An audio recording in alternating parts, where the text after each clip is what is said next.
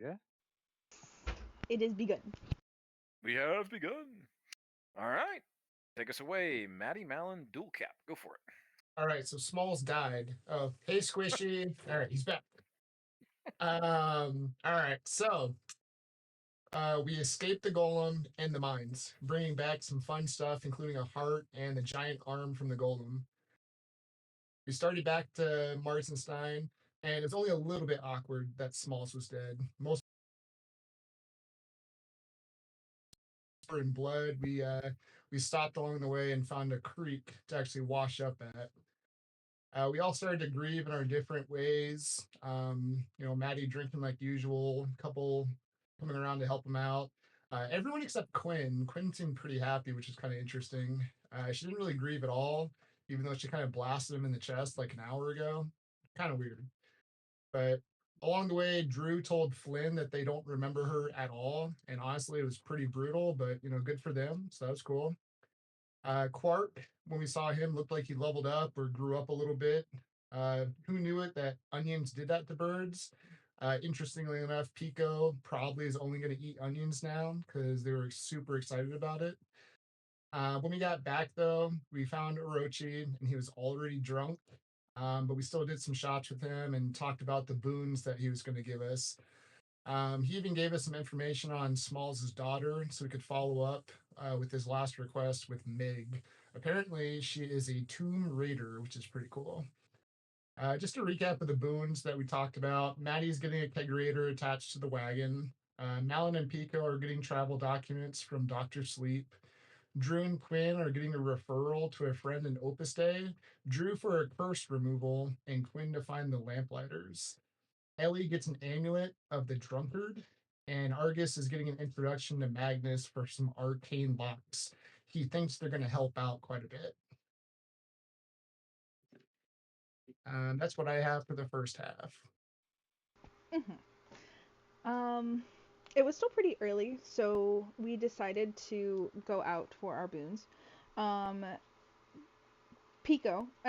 Janet, and I told the group that we would be going and asked who wanted to join us. The group ended up being us two, Drew, Argus, and Ellie. And then Quinn asked to go with Maddie, which was surprising because I know she doesn't like him very much, but I was very grateful for regardless because I know he's very drunk. We found the place easy enough, though for some reason Dr. Sleep really upset Ellie. They were kind though, and a bit blunt, but they made sure that all of the details for the papers for me and Pico, Janet, were solid enough. After getting that done, we went back to the Dr. Hans. He was really excited to work with Argus, and we were offered to go over to a viewing area. It seemed that Argus needed to go through a change, but he needed assistance. I know it was pretty scary with all of the lightning and everything, but everybody was like extremely upset by what was happening. Um, there was a moment after the woman that Argus was taken away where I thought that we had actually lost him in the change, which is always a potential possibility. But thankfully, the doctor was able to revive him and he was brought back to us.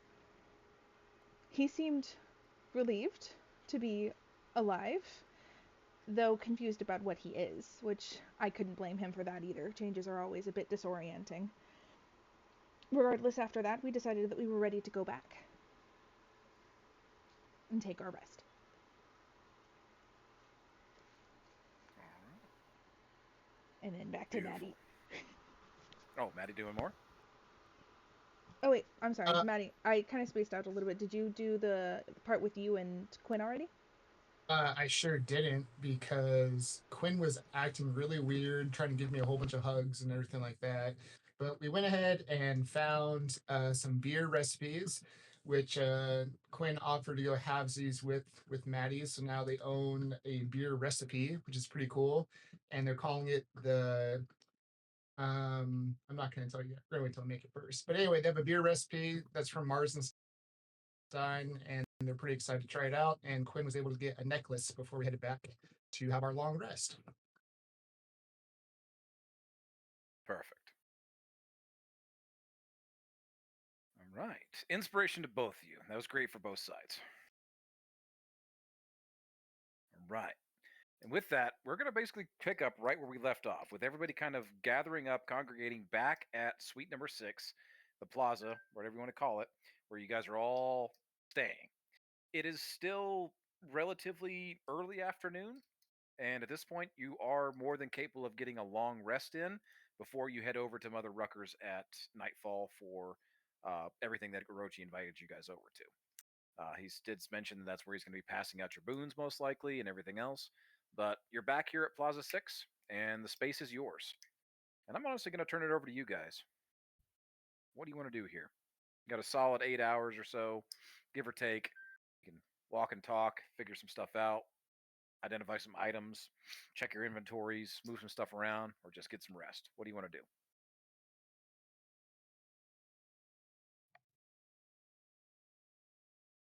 Well, Ellie's going to take that shower she wanted and get some rest, and just try to revitalize. She's still kind of bothered about Dr. Sleep, and was taken by surprise at seeing this image of this person. And so she's contemplating that and hoping that she can encounter her again and maybe talk a little bit. I don't know. She's kind of freaked out. But those are her thoughts as she showers, cleans up, tidies up, and puts on that silk robe and lies down in bed. Ellie, go ahead and take a long rest. You can knock out another point of exhaustion if you got some left over. Yay. Would I be able to take a look at the bug control rod and the strange necklace? Or would I only be able to do one? Yeah, if you got ample opportunity for people to use identify spells, or what do you want to do taking a look at them? I kind of try to figure out how the bug control rod works, or like if I've seen anything from it before or something similar to it. Got you. So the bug control rod, if you want to roll me something like Arcana or History, because you know that this is kind of something probably connected with you, your people, and everything else, that's up to you. You tell me how you want to try and go about figuring this thing out. I'll do History. Okay. Oh, these are the wrong dice. Give me 1 second.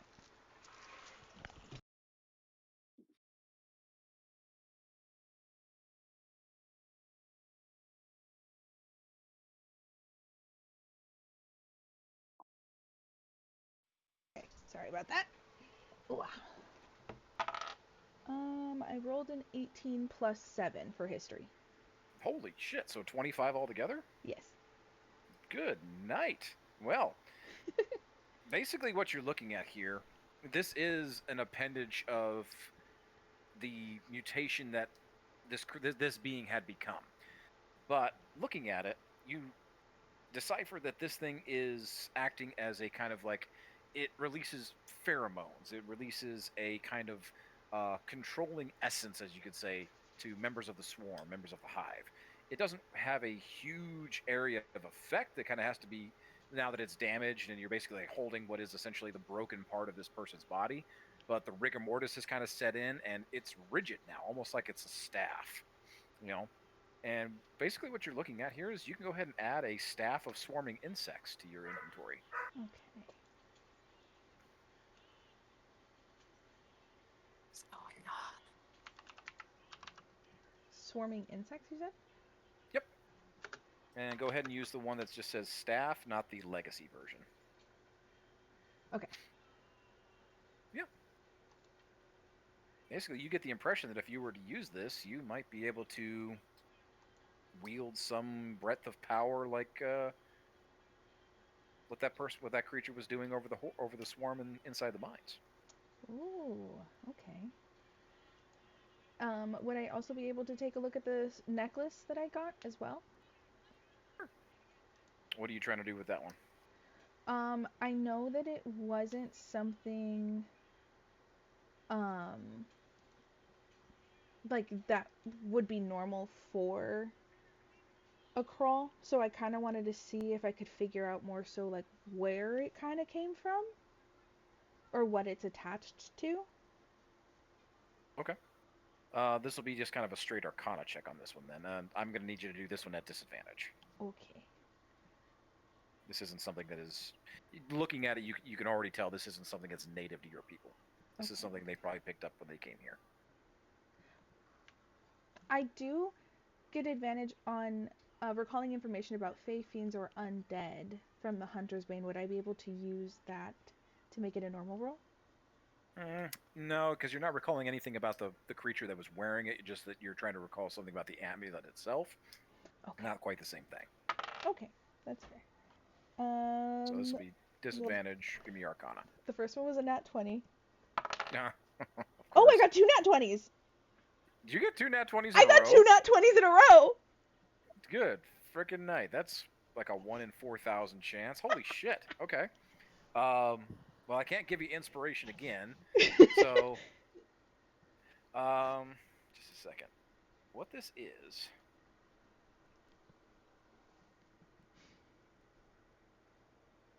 Crap. Where did it go?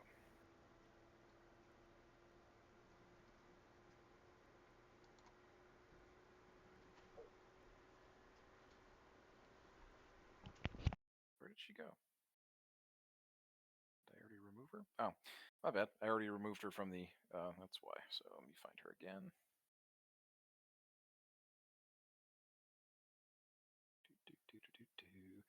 Sorry, everybody. I wasn't anticipating this. What you have here. This is a. This is an amulet or a proof against detection, is what this is called. Basically, while you're wearing this amulet, you cannot be targeted by divination spells or perceived through magical scrying sensors unless you allow it.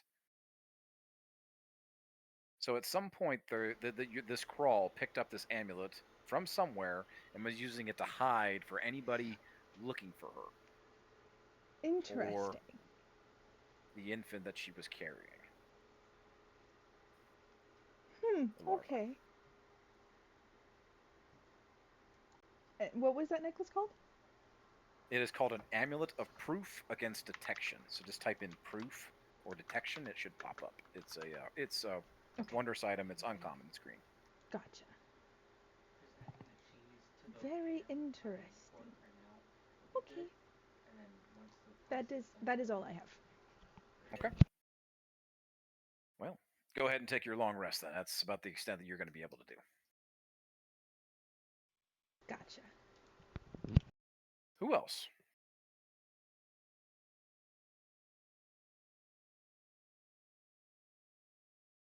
Definitely gonna be taking one rest after having Hans half arm and chest. Definitely think rest is on the doctor's orders. So the little recovery room action going on here for the newly evolved or newly shaped up Argus.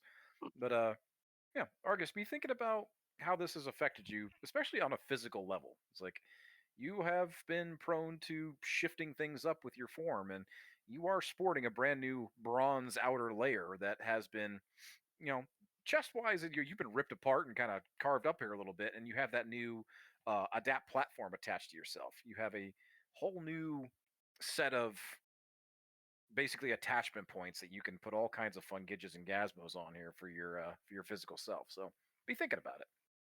Go ahead and take your long rest. Yeah. Anybody else? All right, I'm off mute this time. Quinn can go There it next. goes. Okay. Okay. So guys, it's totally been a long day, so I'm just going to go rest. If no one can just disturb me, she's gonna walk towards the rose room and like close the doors behind her. She's relatively quickly going to get undressed, and head towards the bathing pool area. Mhm. She's going to make her way towards near the center of the water. And she's gonna use divination to try and commune with her goddess. Okay. So you go into a bit of a ritual here.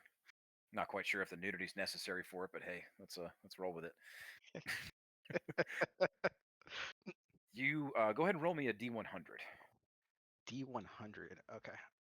Have to roll that in the app.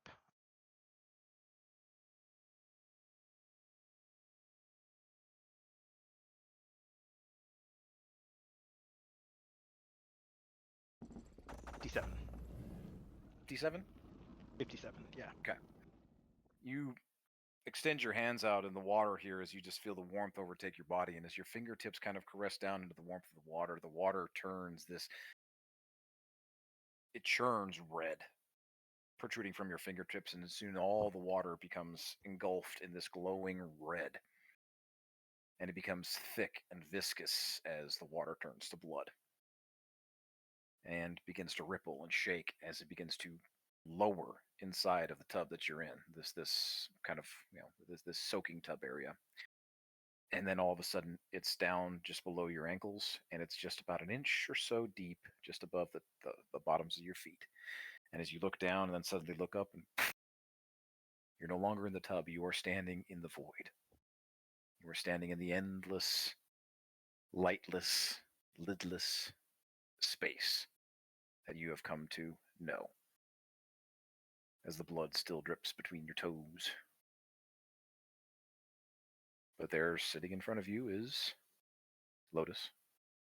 Those two typical fainting, lounging couches that she has as she sits there in her majestic form, kind of caressing this large goblet. She's kind of running one finger along the rim of it. She looks at you. Her eyes are, even from this, just looking at this is not a look of anger, but it's certainly a look. She takes the finger away from the goblet and motions for you to sit. Sit on the couch or just sit in general? She motions towards the couch, so take it as you will. Okay. Quinn's going to slowly walk towards the couch. Before she gets there, she's going to do like a little bow and then sit on the couch. This is probably the most resolved Quinn has been in this entire adventure.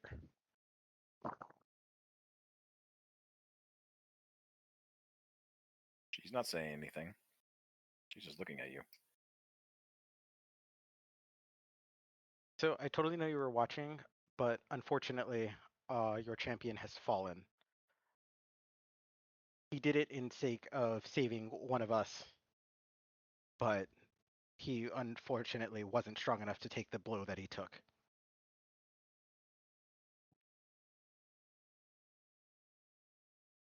He did it to save your sister.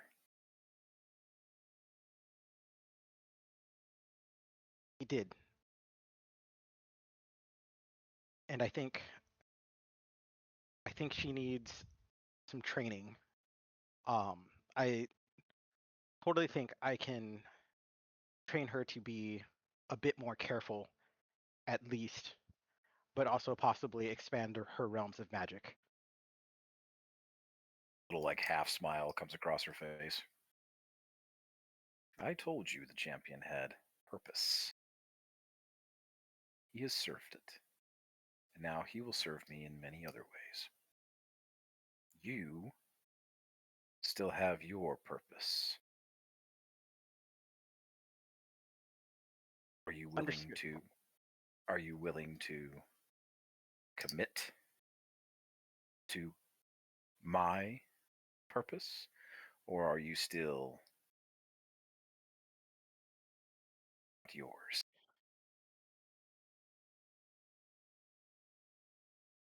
Your champion had given me a lot of freedom. However, now without that freedom, I must commit fully to your purpose. We were headed in a single direction, and now I will need to become stronger in order to fulfill your destiny that you have for me.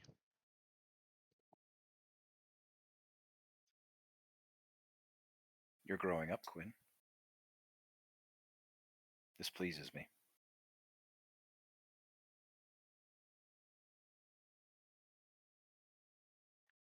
I do seek your guidance.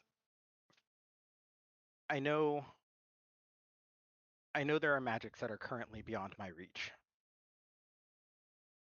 And I do know of some magics that bind. No one in this party is capable of using that mighty axe that he wielded. I was wondering if there's a way to possibly make it mine so that it would serve by my side.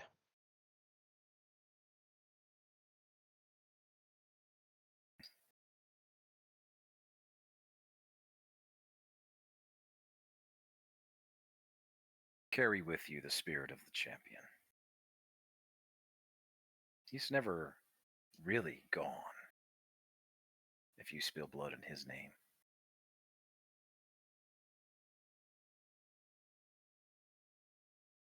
Yes. We'll permit this. You feel something kind of like it's like a tingle all over your body. It's like it's that sensation that you when you use magic, only it's the sensation in reverse. It feels like you are being gifted magic, and you're not quite what to make of it, but you get the impression that what you want, what you're asking for, is yours. Thank you, goddess. Let this be another step in the direction of your conquest.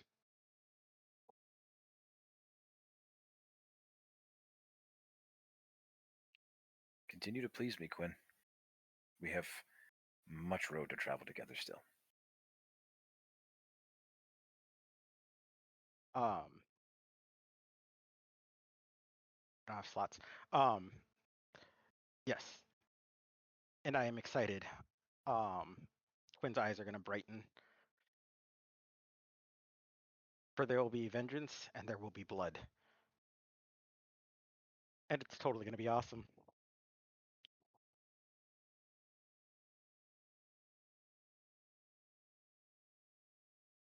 Before you go, Yes? I want you to find something.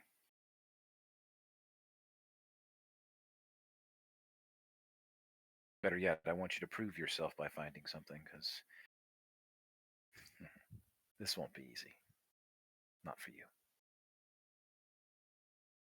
She reaches out her hand and she offers you the goblet that she's been drinking from. She kind of gives you this like little gentle wink. Drink.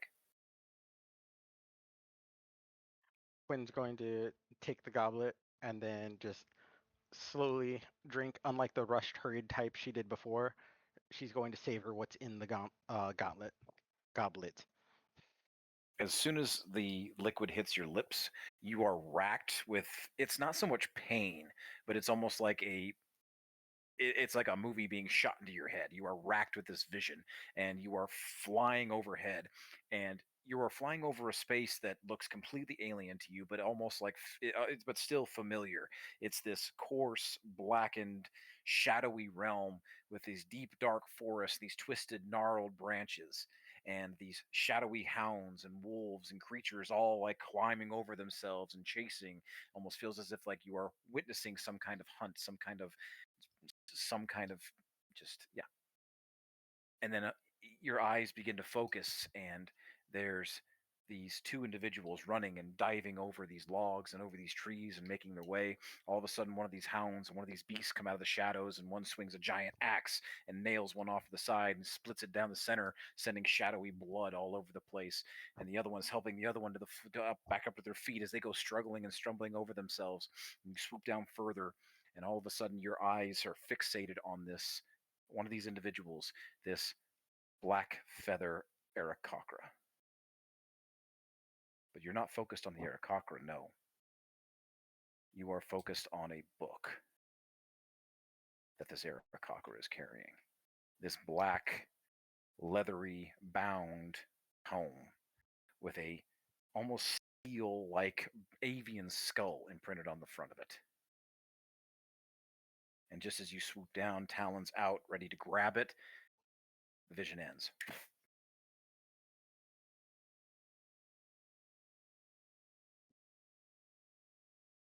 and you are back in the pool, the tub, the hot tub, whatever you want to call it, back in Plaza 6. Quinn's gonna kind of staggered get out of the tub. She's gonna go ahead and put on the silken robe, and then she's gonna take the chain out of her gear that she got before. She's gonna put both rings of shared suffering on the necklace, and then she's gonna put that on, and then she's gonna go to bed. And take your long rest. And you get the sensation that the next time you use your spiritual weapon, it will be much changed.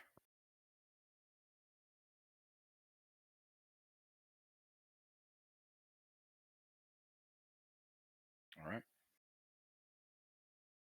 Who's next? I don't mind going.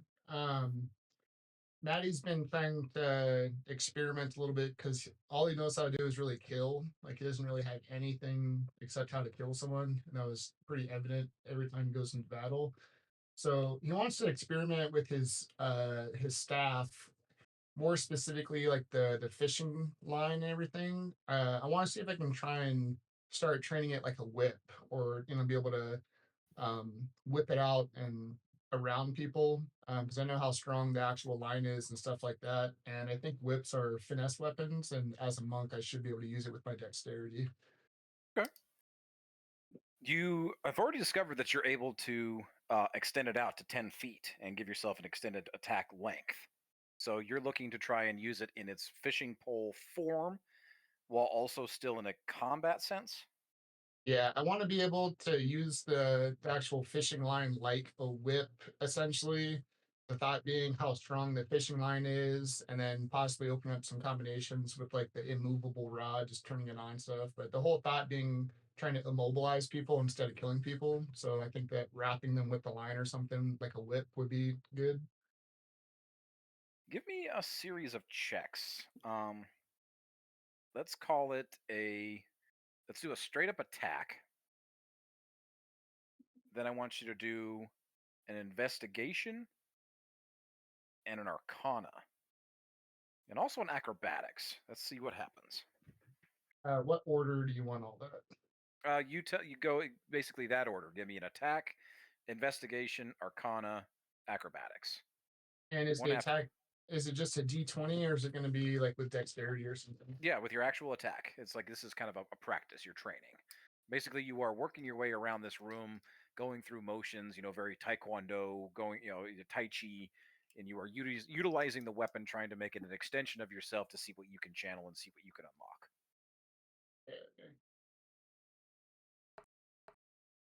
Okay. I'm gonna just already use my inspiration because it started off pretty shitty. It's still not any better, but that's okay. My attack was 13. My investigation is 16.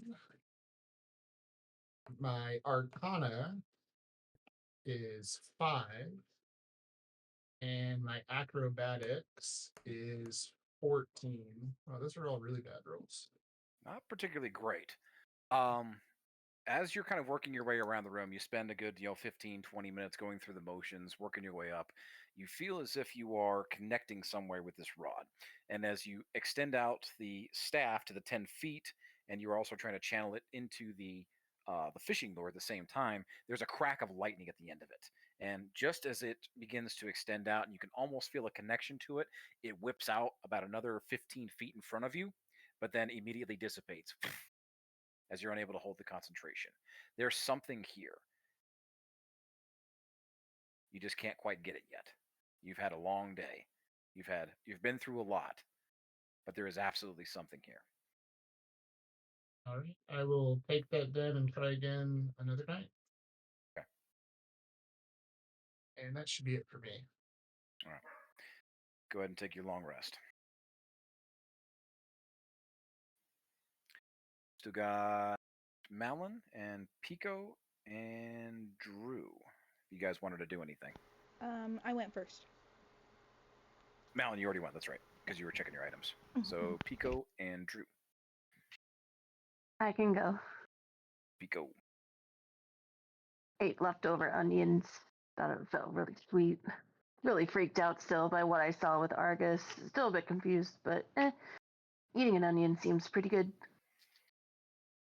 Give me are you chilling with Quark? Yeah. Give me an animal handling check. Wait. How about a 4? Any inspiration or anything to re-roll? No. Okay. On a 4, yeah, you're chilling with Quark. He is sleeping soundly, and you guys are just hanging out, ready to catch a nap. Sweet. Okay. All right. And yeah, Allie's I don't gonna have much. I'm sorry. above the table. Allie's driving to pick up her mom at the airport, so she'll be listening in, but may not be participating too much. So keep that in mind for the session. All right, go ahead and take your long rest there, Pico. Yum. Long rest. You guys spend the better part of close to 8 hours just passed out, catching up on your sleep, and just it's been a long, long day. Nightfall definitely comes, and Maddie.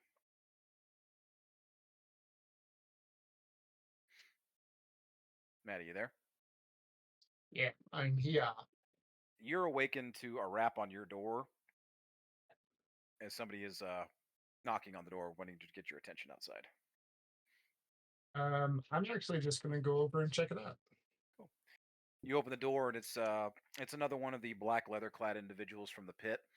One of the workers who, one of the men that works for Orochi. It's just a normal kind of looking human guy. Nothing really in particularly special about him. But he looks over you and holds up this like clipboard with paper on it. You, Maddie. I look behind me to see if anybody is awake, and then look back, and yeah, that's me. I got a delivery here from you from Orochi. He said to bring it here. Okay, yeah. Come on out. All right, come on out. Yeah, over here. And he comes over, and they're unhooking a mule from this thing, and he's brought you the kegerator. The kegerator Holy caboose. shit. Looks like it's been Man. from this distance. You can tell it looks like it's been cleaned up a little bit, but otherwise it's in about the same shape as it was before. Still looking a little rough, but he comes over and he says, "So yeah, said to bring this to you. We've been working on it. We've never really been getting it to cooperate as best as we can, but the boss said you wanted it, so it's your fucking problem now." I actually get like really excited about it. And just, yeah, thank you. Do I need to sign anything? What do you need?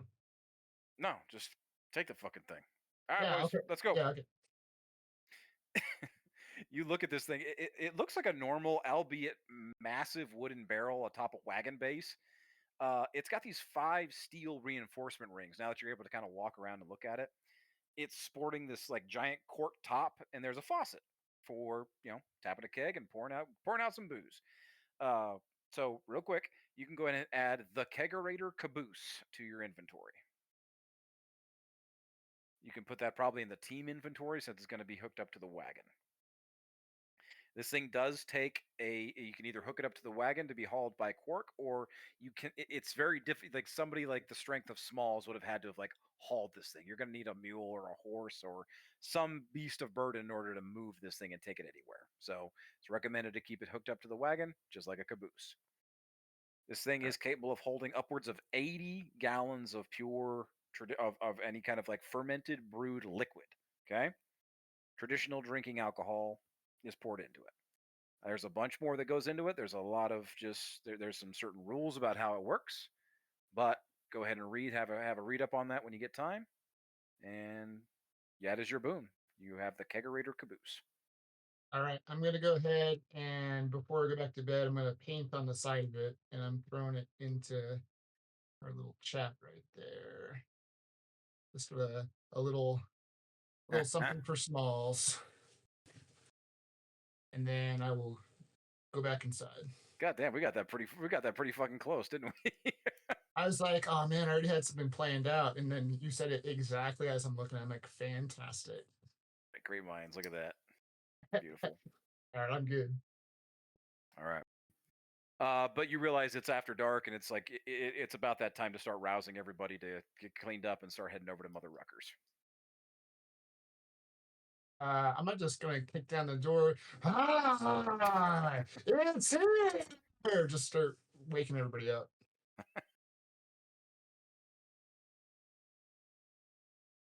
The floor is your guys's. You guys are getting ready to go.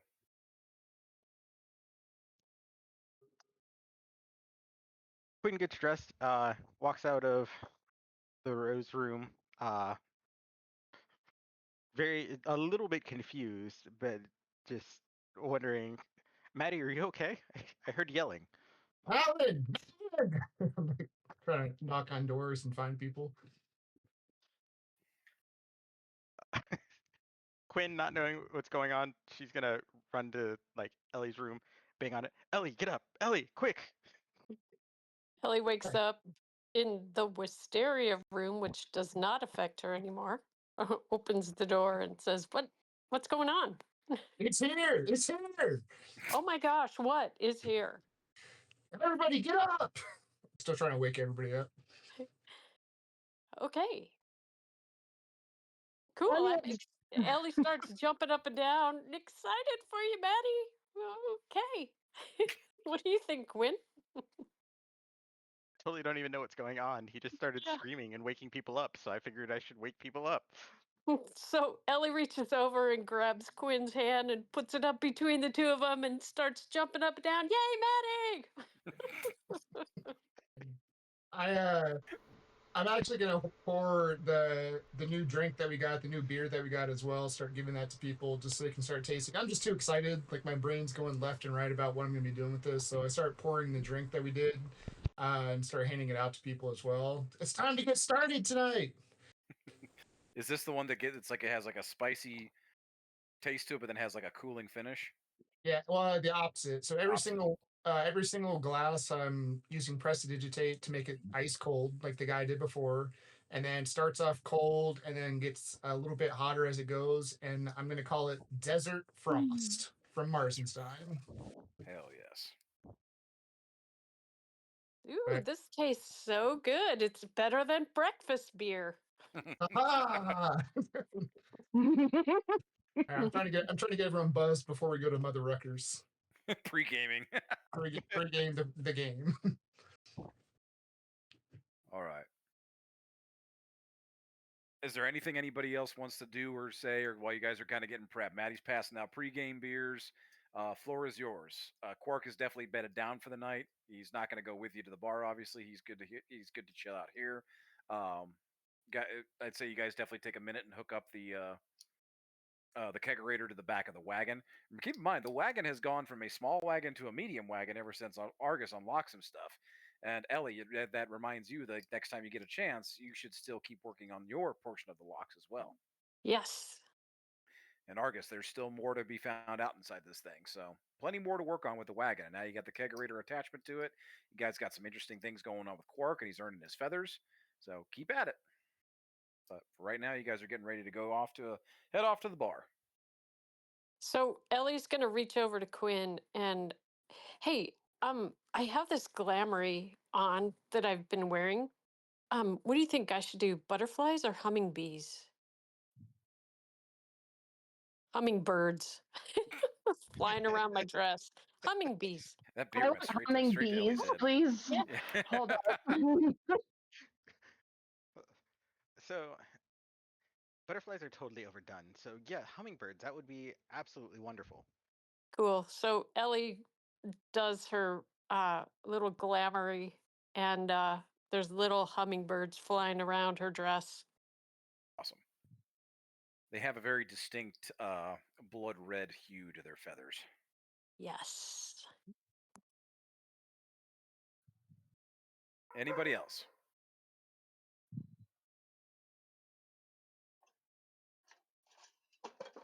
All right. You guys get your shit together and you start heading out. Off in the familiar distance of Mother Ruckers, which is often towards the kind of the central north side of the city. It's kind of halfway between where the medical district was and where you guys are now at the plaza. So it's going to take you about 30, 45 minutes walking to get that direction. But you guys head that way. Any conversations on the way? You guys are making your way through the city. Nothing really going on. It's like it seems like any typical normal night. People are starting to close up shops. People are starting to head towards the the bars and the places of just hanging out and having a good time. Guards are definitely still patrolling. Many of them eyeball you guys as you walk by, but nobody seems to pay too much attention enough to want to stop you and really ask any questions. You guys make your way over towards Mother Ruckers. Anything happening on the way? All right. I would probably just check in on Maddie, see how he's doing.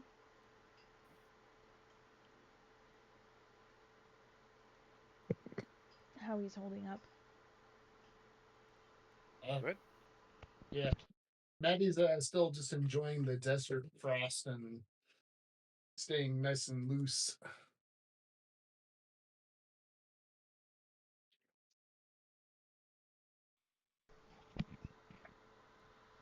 Staying what? Sorry? Nice and loose, just nice and buzzed. Oh, I understand now. I just, I know that you tend to take, these kinds of losses very hard, and I would like to be supportive however I can.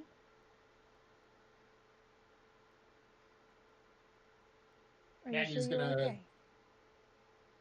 Yeah, Maddie's gonna look at her and just kind of give like a little crack of a smile. Of course. Oh, thank you. I really appreciate it. Like, you're my person. She's gonna like blush and then kiss his cheek. You can always good. talk to me, you know. Maddie's gonna go ahead and actually just kiss her on the lips then. Instead. You no longer need to make poison saving throws. Oh, Yay! can we still do it? I mean, if you want to, you're immune to poison now. Just act like immune poison. Oh no! Oh no! Oh, you got me. I like the tingle. Minty. Basically, yeah. Got a little zip on the end of it. But thanks to your new constitution and your new gift of pestilence, yeah, you're solid. Poison no longer affects you. Malin, you can definitely tell, like, Maddie's still, absolutely sad. It's almost like a normal numbness now. Like, it's definitely not the first time this has happened, and almost like understands it's not gonna be the last time too. So just trying to kind of stay away from it. She's probably gonna hold your hand in like reassurance the rest of the way there. Okay.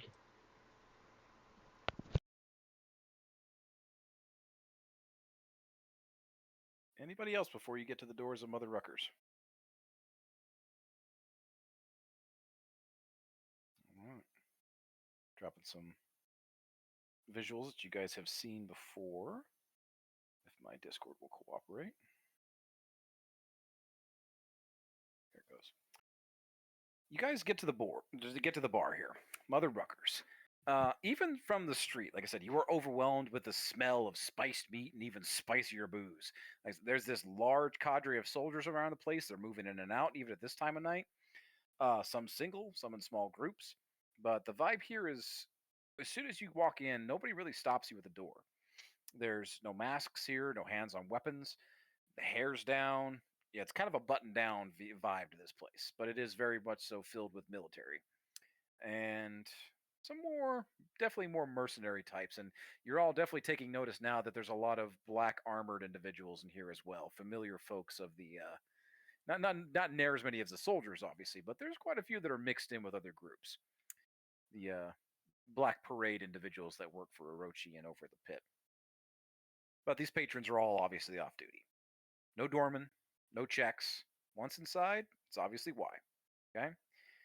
Like I said, everybody here is presumably armed, even off duty. Some kind of military, some kind of fellow merc. It's rowdy with conversation, laughter, clanking of tankards. There's this gentle, upbeat music coming from somewhere off in the distance, but you don't really see a band. Okay, it's not loud enough to drown out conversation or anything, just enough to set a mood. Everybody's enjoying themselves. But you all remember that only an idiot would probably start shitting here. There's multiple floors. Okay, it kind of reminds you of the Wagoneers back in Opus Day, where you guys met Babar. Fond memories of him, I'm sure some of you have. But the rooms here, they're not so much rooms. It's more like just simple cots and double-decker bunks, no privacy. Down in the belly of this bar, like you walk in on the first floor and you actually walk down into the bar. There is a large central round bar area with these giant kegs, almost the size of the kegerator, honestly. And they're all these giant gravity kegs, and they're all hooked up there. And there's all feeding from what you look up, and it's like you were thinking this was part of the structure. When you look up, no, it's actually a massive, gigantic keg that's probably the size of a small house that is just hanging from the ceiling here, feeding down to all these smaller kegs. It has just descended from the roof there. Like I said, all gravity feeding down to the smaller units.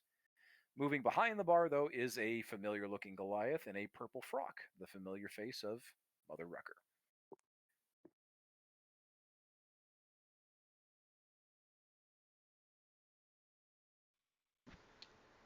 I'll probably make my way to her, to Mother Rucker, and ask if there's somewhere in particular to go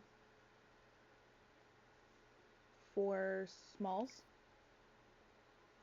She just kind of points over to the left, and as you look over, there's Orochi sitting with a small cadre of other individuals, kind of around this. It looks kind of like they've not really quarantined off an area, but they're definitely there's a set of a few small tables in an area close to the main bar that has been specifically reserved just for him and a few other select individuals. But yeah, definitely giving you a bit of a private party vibes, as everybody else is giving it about a good 30 feet off distance. But Mother Rucker just kind of points over that direction. Okay. I'll tell the group if they want to get a drink they can, and then we'll all head over to that area together. And he's gonna yell, Orochi! He's gonna run over there, drunk already, and kind of has a beer in hand, just sits down as close as he can next to him. Hey, elliptical vandals, come on, join the party. Orochi!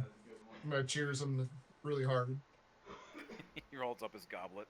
A couple of his black guards kind of step in real quick, but he just snaps his fingers and waves them off. Welcome. I take it you all been here before.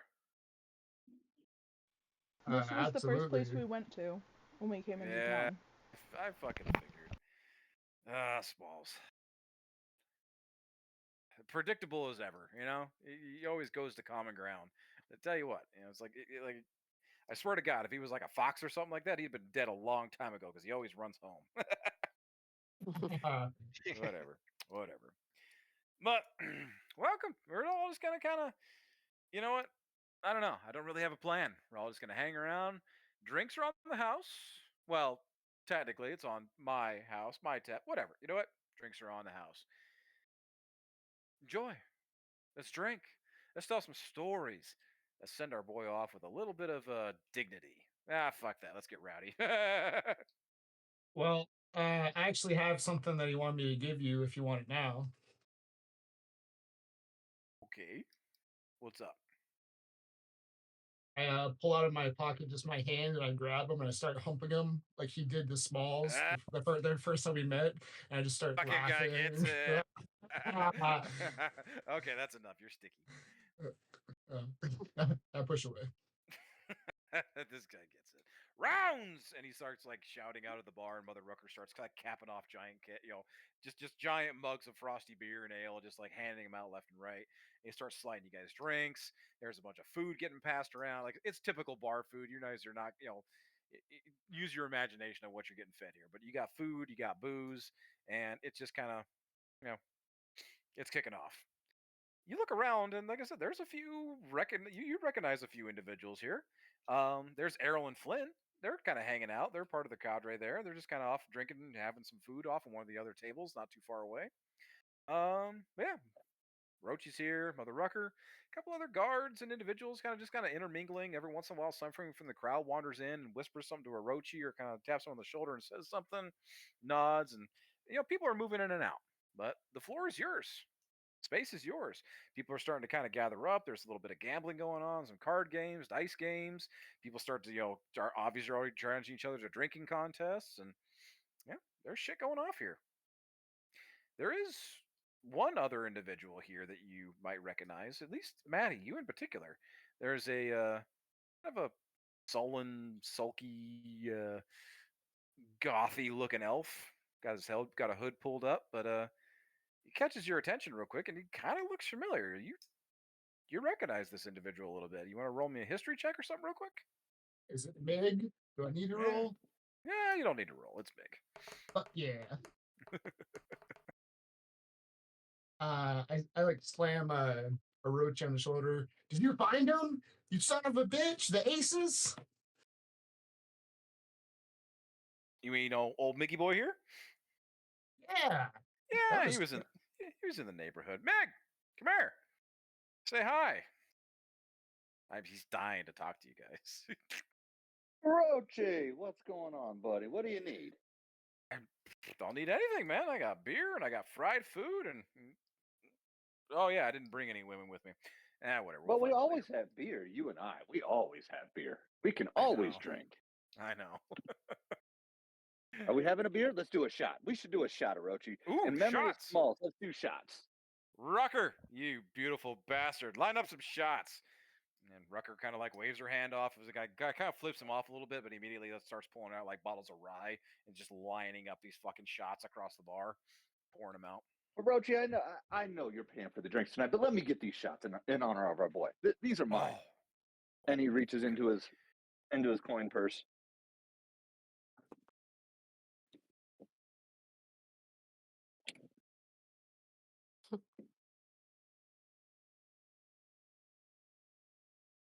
Yes, Pay no, for the maybe drinks? so.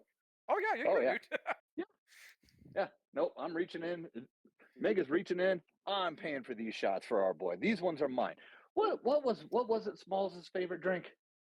It was something nasty. It was like bourbon, wasn't it, or like Yeah. whiskeys, or yeah. I don't know. Rucker, He's been on this like Rucker, you remember?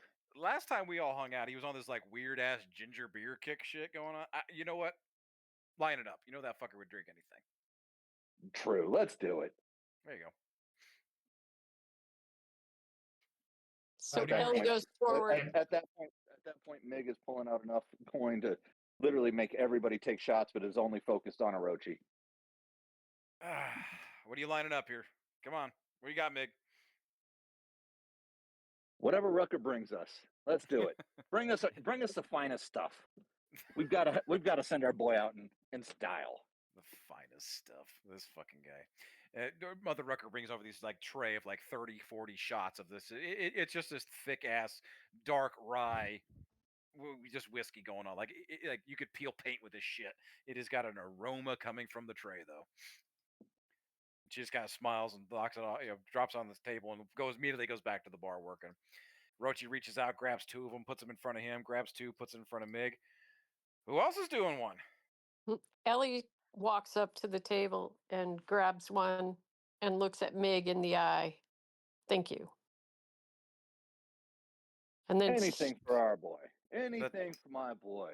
The tiny one's So- got bigger balls than the rest of you. Come on. like, do the Shots? damn I'm thing. totally in.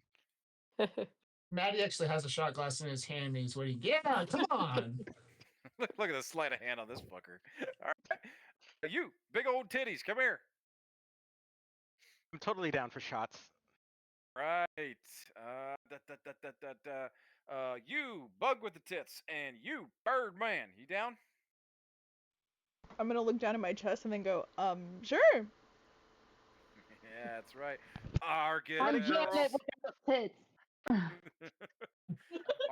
Argus is the only one he says by name, but Argus, my boy, you drink? You could grease your gears a little bit? For a fallen comrade, yes. Ah, love this guy. All right, line him up. And he A passes out fallen shots. comrade. Suddenly, Mig speaks up. A fallen comrade. Ironic. Doing shots with the team that got our brother killed. Fuck it. Let's do it anyway. And Orochi grabs both shots and like picks them back up, one in each corner of his mouth, slams them back, twirls the shot glasses in a finger as they're empty, and puts them back on the table. Bam! Woo! Mig, you son of a bitch. We didn't even cheers our boy. You better take 2 more. As Mig turns around and slams his 2 shots to keep up and says, I'll do them with you.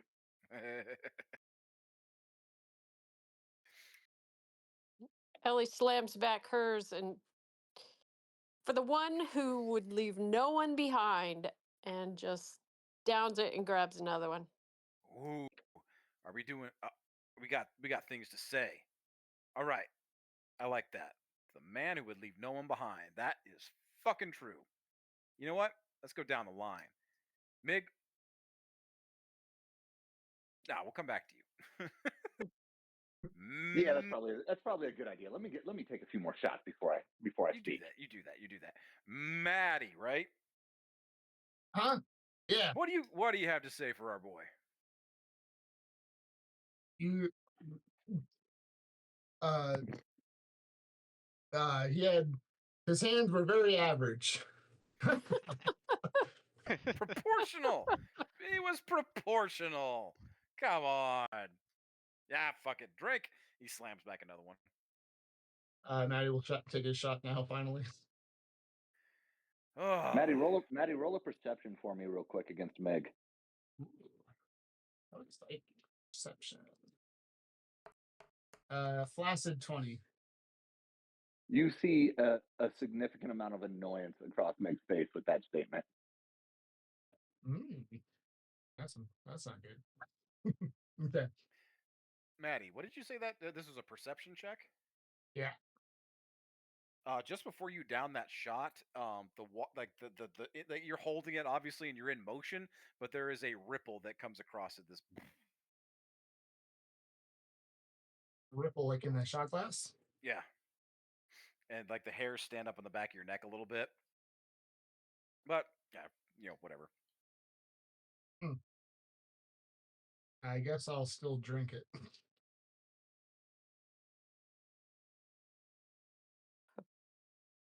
Trying to remember it. Malin. Yes. Pretty little thing. What do you got to say for our boy? He had the most infuriating sense of duty from anybody I'd ever met. Fucking A, that is true. God, he was bullheaded, right? Oh yeah. Meg will actually nod along and smirk with that one. How many times did that duty save you, though, Malin? One big one. Yeah? Oh yeah. What happened? Come on, we're telling stories tonight, honey. Well, we had a pup with us at the time, and the whole group had gone to go check out some workshop. And I decided to go on a walk with the dog. And I started being followed.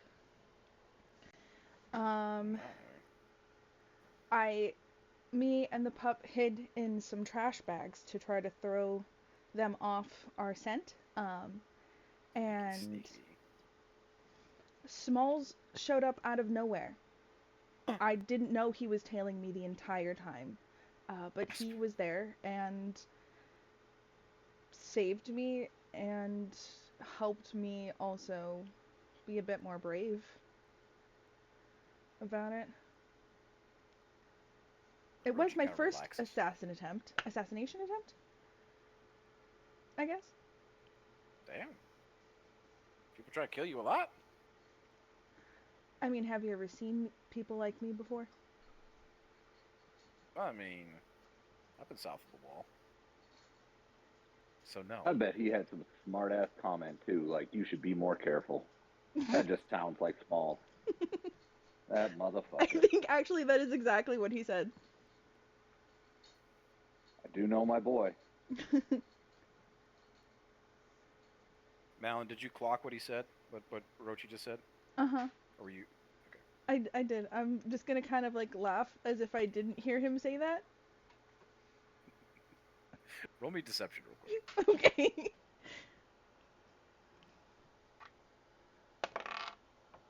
Oh, I rolled an 8. I don't have very good deception. It's a 9. He slides you another shot. That's a good one. That sounds like that sounds like that pig-headed fuck. I swear to God. But then again, he also just wanted an excuse to smash somebody, I'm sure. Well, he's looking at the tray. It's about half empty. Not even halfway there yet. You! Meg is gonna look over at Mother Rucker and give the signal for another round just to bring more shots over. We gotta finish this tray first, motherfucker. We gotta make room. Oh no, Meg is drinking. Let's roll. Okay, fine. Yep, line him up, line him up, line him up, line him up. You, big old titties. Quinn. Quinn, that's right. Tell me a story, Quinn. Of course.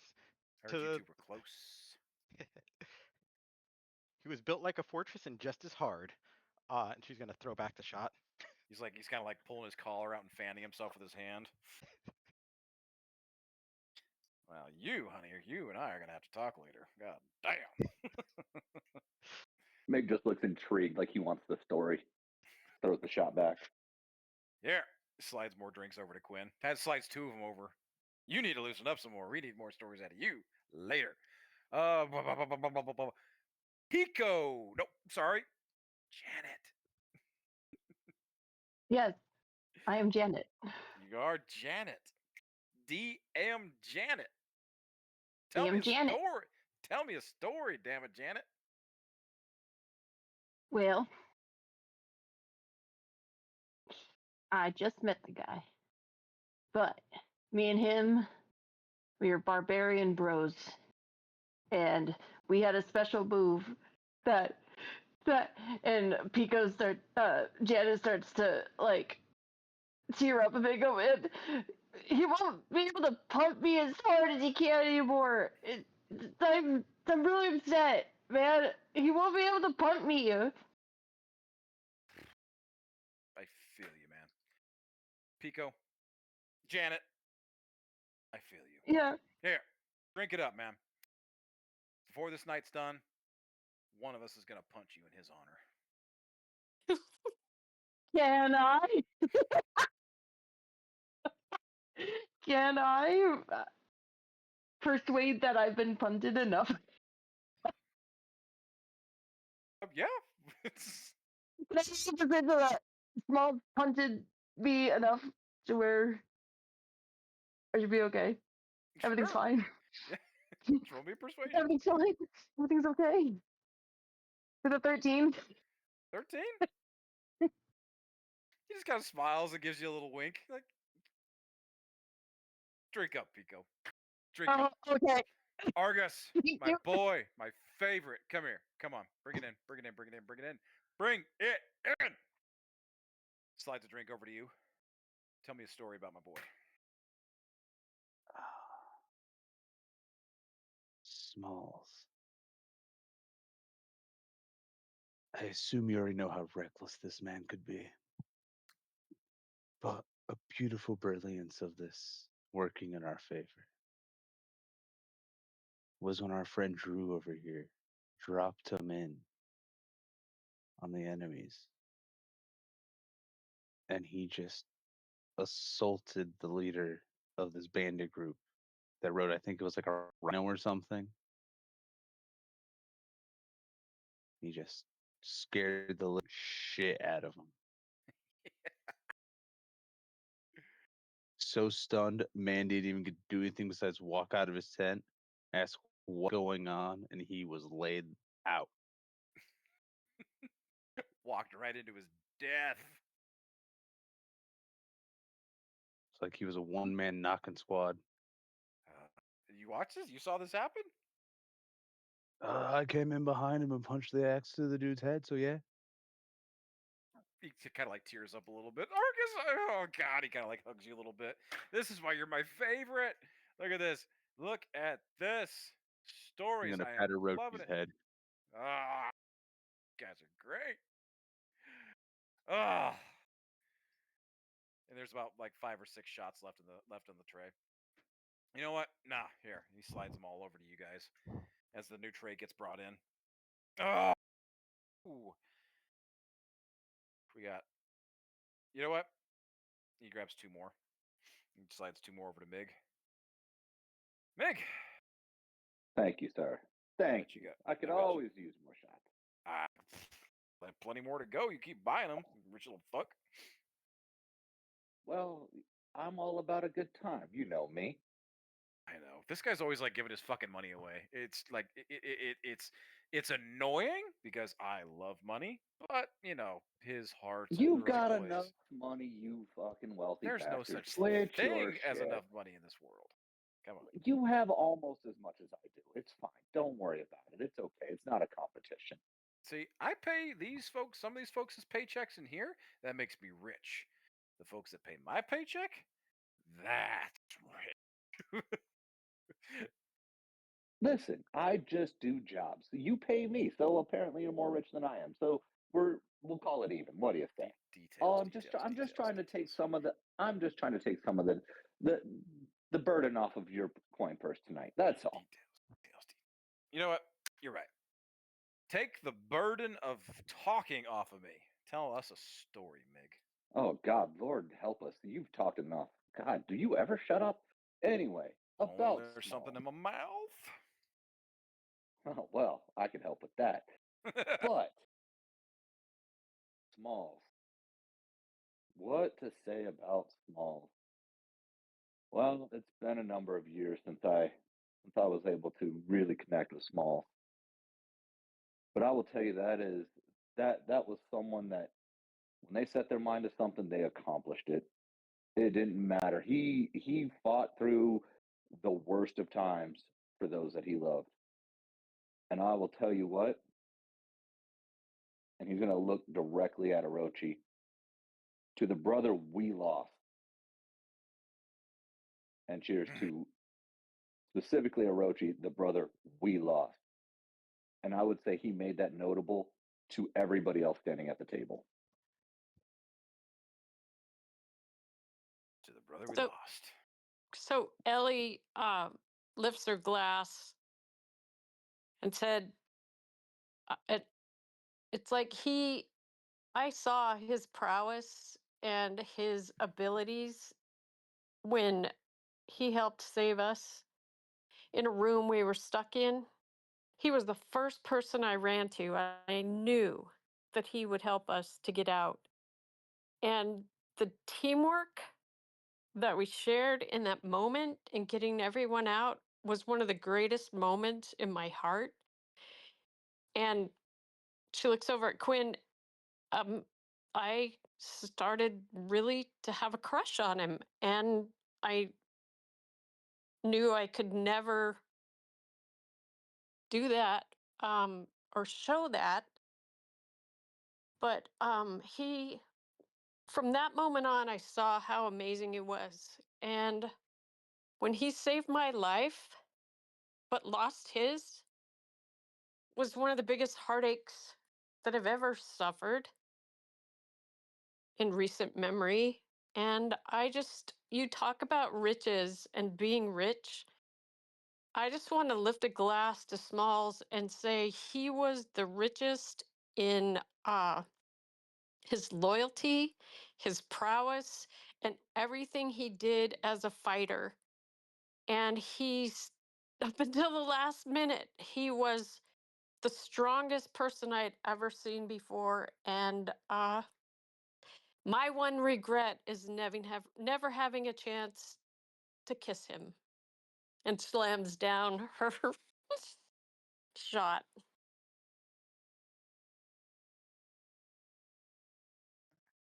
Mega's going to look over at Orochi. She wanted to kiss Smalls.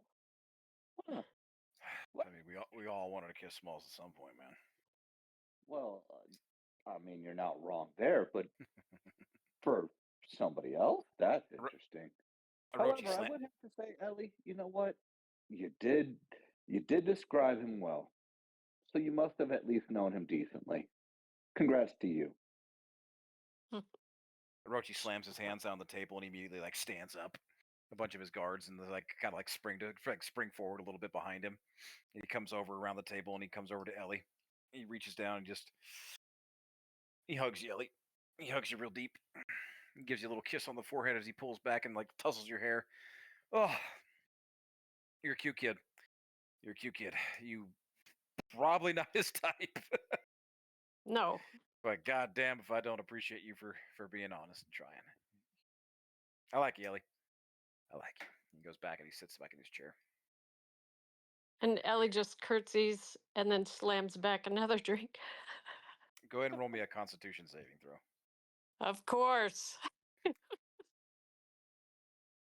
Let's see.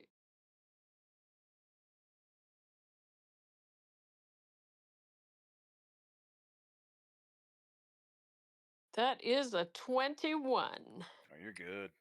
You kick it back like a champ. No coughing, no hacking, nothing. No, you were throwing these shots back like a champ. Mhm. Orochi gives you this little look like, oh, shit, maybe you would have been his time. I spoke too soon. Ah, No. know Ellie's what? nobody's type. What? Well, let's hope so. I mean, she would have been had he not died saving her. As Yeah. Meg looks over at Orochi, at least according to the story you shared. I know. Whole group goes down into that little pit, and only one person doesn't come back out. It's the biggest, meanest one of y'all's group. It's weird. Toughest motherfucker that either one of us ever knew. I know, You remember I how many know. battles he led us into, Orochi? I know. And that motherfucker survived every single one of them. Every one of them. Like I'm And not we gonna got say he into came. some shit. I'm not gonna say that he came out unscathed or anything. He came out cut up and Oh. carved up all the fucking time. But you know, But always shit, bounce he back. drug my. You remember? You know why I have the limp? Shit, he drug my ass out of how many battles? He drug you out of how many battles? That I mean, motherfucker. he usually drug me out of bars, you know. But you know, Well, I get what you're saying. Let's be fair. He drug us both out of And bars. whorehouses and enjoyed everything. the Yeah, and booze. everything else in between here and there. I got you, man. I do. Can Quinn roll insight against Orochi? Sure. What are I you would trying like to insight? too, please. Ooh. To find out whether Orochi is being genuine in these, or if he's actually making a mockery of the rest of us not being able to get Smalls out. Okay. Give me an insight. Can I actually roll it against Meg? Sure. And I want mine to be a bit more directed at like if they're trying to indirectly accuse us of like getting him killed on purpose. Okay. I'm gonna do it at a 15, 20, and 25 to get more information out of this. Are you going to answer for Meg as well, or do you want me to come up with answers for each of those? No, you can come up with answers for yours. Okay. Just kind of think of like what would a 15, like 15 is the base, what would it get out of that? 20 is about in the middle, a little bit more. 25 kind of gets a plain, clear view picture. I used 18. my inspiration to re-roll and I only got a 10. What'd you get there, Quinn? 18. 18. And you're trying to determine whether or not Orochi's accusing you of getting him killed? If Orochi is being genuine about like his recollection of Smalls, or if he's trying to just rile us up. Doesn't seem like he's really trying to rile you up, but there is definitely it's not so much that you're picking up that he's accusing you of getting him killed. It's just that it seems more like you guys were so helpless that you got him killed. Got it. Malin, what you're getting from Mig is significant, what's the right word for it? Distress and frustration over the fact that somebody that was very, very close to him is now dead, and you all were there. You're not picking up whether or not he blames you. You're not picking up anything else, just that he is not happy that his brother has just died. but he is trying to put on a brave face and make sure everybody's having fun.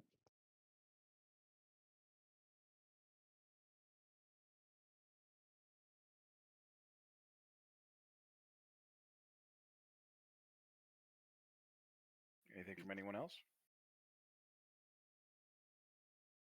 You know what I miss?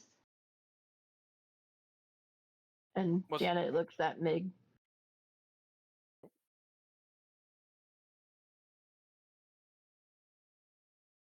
Janet looks at Mig. Yeah. It's like, I think that, you know what? I do miss getting punted. You know what? For all time's sake, someone punt me. Let's see how far I can go. Let's go. Let's see how far I can go. Maddie will kick Pico immediately. Quinn will down a shot. We get to see the bird fly. Let's go. Nick holds up another shot and throws Yeah, it and back. it's in the middle of the bar. Yes, I didn't rush out or anything. Matt decided to kick me here. It's gonna be a kick here. So what happens, DM? My strength is -1 if that matters at all to I you. was gonna say it's been a while since we used this, but if we're gonna do the fucking chicken kicking, let's fucking go. Let's see what happens when Matt tries to do the chicken kick. Anybody paying attention, Can't stop Mig you. is now looking over at Orochi like, oh shit, Mother Rucker's gonna fuck somebody up.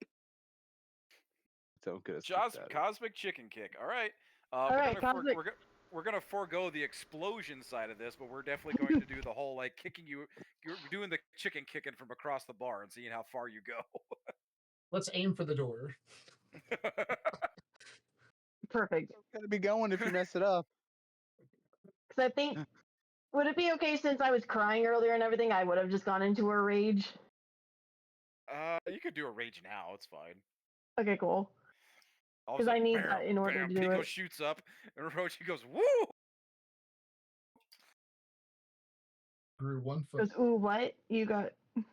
Oh, as you like go as you rage and go into your more giant. You go from like you go to like giant chicken form, which isn't exactly giant, but it's like you shoot up about 1 or 2 feet taller, and Orochi goes, "Woo! Look at him go!" Okay, so. The door, I guess, needs to make a dex of 14. It's a door. It's not gonna make a dex. I don't know. Let's get that strength. Let's get that strength check from Maddie. What are we doing? What do I need to roll? You're rolling a strength check essentially. Oh hell yeah! I got a 2. Wonderful. That is you missed it. You missed it. It has to be a minimum of 10. So technically, Pico. Maddie kicks you, but he just. I'm gonna say this: you line yourself up, you get up on the. You are powered up and ready to go. Like kick me, and all of a sudden Maddie lines up like soccer goal kicker style, and he just nails you right in the backside with this kick. Only just a poof of feathers, and you just kind of like go forward and just like slam on the ground, just and slide about 5 feet forward, but you do not get airborne. It didn't look like that when Smalls did it. Mig is rolling laughing right now. Orochi is doing the same, like slamming his hand on the table, like, "Oh my god, you guys are unbelievable." I'm okay. You're right there, Janet. Rolling on the floor. I'm okay. Get the Birdman a drink. Ellie walks over and helps Pico up. And Janet, don't. All right. I thought it would work.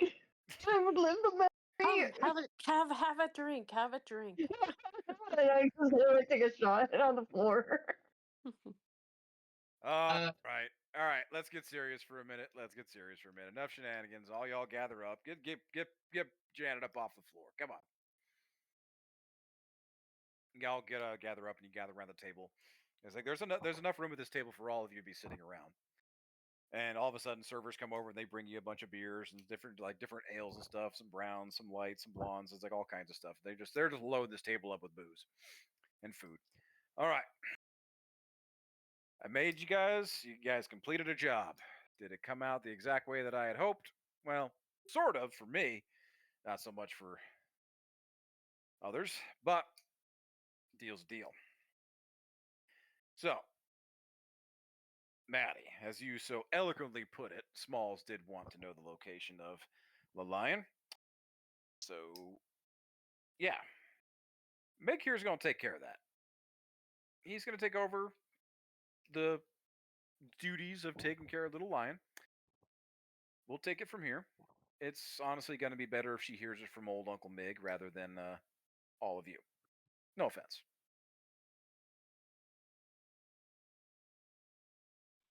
No, that was one of the things that I was worried about, so I appreciate that. One less thing for you to worry about, right? The last time we had to deliver some news about that to a relative, it didn't go very well. Oh, relative was sad or angry to hear that somebody in your service died? I can't imagine why. But such is the mercenary life. The good old Drymark Defense Corps. Anyways, I digress. But, Maddie, you got yours. You got the caboose, the kegerator caboose. Did my boys bring that over to the plaza for you? Yeah, they did. Happy? It's fantastic. Thank you. Yeah. Pico and Janet and Miss Malin. If you will direct your attention to over there, and he points to one of the nearby tables, and you notice a familiar face. Dr. Sleep is also here. You could pick your papers up with my compadre over there. And all of a sudden, he just kind of like shakes his head a little bit, and all of a sudden, like, what? That one too? He's like looking over at Dr. Sleep. Like, she's not saying anything, but Malin, you pick this up as like either telepathy or probably message or something. Mm-hmm. That one too? And he's pointing over at Ellie. Miss Ellie, the doctor would like to see you as well. Okay. Okay. And, let's see here. Before you guys go, let's make sure everybody gets all their stuff. Quinn, you wanted to be introduced to the Lamplighter organization, didn't you? Absolutely. I'm going to hand this over to you, and he slides you a scroll. On it is around this scroll is a swirling eye skull ring. It's familiar because you already have one. It's the same ring that B gave you back in Trinaborg. So, you are going to, depending on where you're going next, I'll give you 3 contacts, okay? If you're going down to Trinamark, you're going to want to go down to the Step in Time Circus, the ringmaster there. He is all up and up with the Lamplighters, okay? He's not even fucking secretive about it either. That's the funny thing. Either way, if you're going down to Sylvaden, you're going to want to swing by the township of Roost, and you want to talk to the Burgermeister there. Swole, I think his name is. Yeah. He'll point you in the right direction. Set you up, whatever it is. Now, if you're going to Opus Day, you're going to want to go down to a tavern called the Wagoneers. The proprietor there. His name is Babar. He'll set you up. Totally awesome. Thank you. No problem, man. I remember Babar. You guys know Babar? Yeah, good We guy. know both of them. Both him Both of and who? the Bergmeister. Well, technically we know all 3. Small world. We're not on Gotcha. the best of terms with the ringmaster. V? Yeah. What'd you guys Smalls do? actually. Quinn was taken by somebody, and Smalls got very upset about it. Oh, and kind of 'cause you guys were so close. harassed one of the employees. Yeah, that sounds like him. Yeah, but boy had a bit of a temper. And then somebody else that we also were traveling with at the time decided for some reason to also steal one of the uniforms for the clowns. What, y'all? Not one of us here. He Oh. kind of disappeared on us when we were leaving town. Oh. Okay. Yeah. So probably not the best bet to go to V first. No. However, we did help a lot with the Burgermeister. Swole? Yes. Yeah, Swole. I'm gonna let you know a little secret. That guy sucks. I believe it. Yeah, guy's got like a horde of fucking kids. I think he's got like 20 of them. Yeah, Either we way. went through the town. So many. Yeah, you probably stepped on 2 or 3 of them. And Babar is very nice. That bar's good egg. You know what? That makes my job easy. I'm glad I could, yeah, just whatever you do, just slide that ring to him, and you can tell him, you can drop my name gingerly if you need to, but that should set you up. Beautiful, thank you. It's totally gonna work. No problem. Oh, wait, Ellie, before you go talk to the doc, here. And he slides over this amulet. This amulet Oh. just has this like oaky, like it reeks of booze. Even like you can smell the amulet even above the table with all the booze and food here. You wanted that, you little Yes. you little alcoholic. You Thank you. enjoy. You're gonna need that tonight, probably. Yes, I will Mm. put it on right now.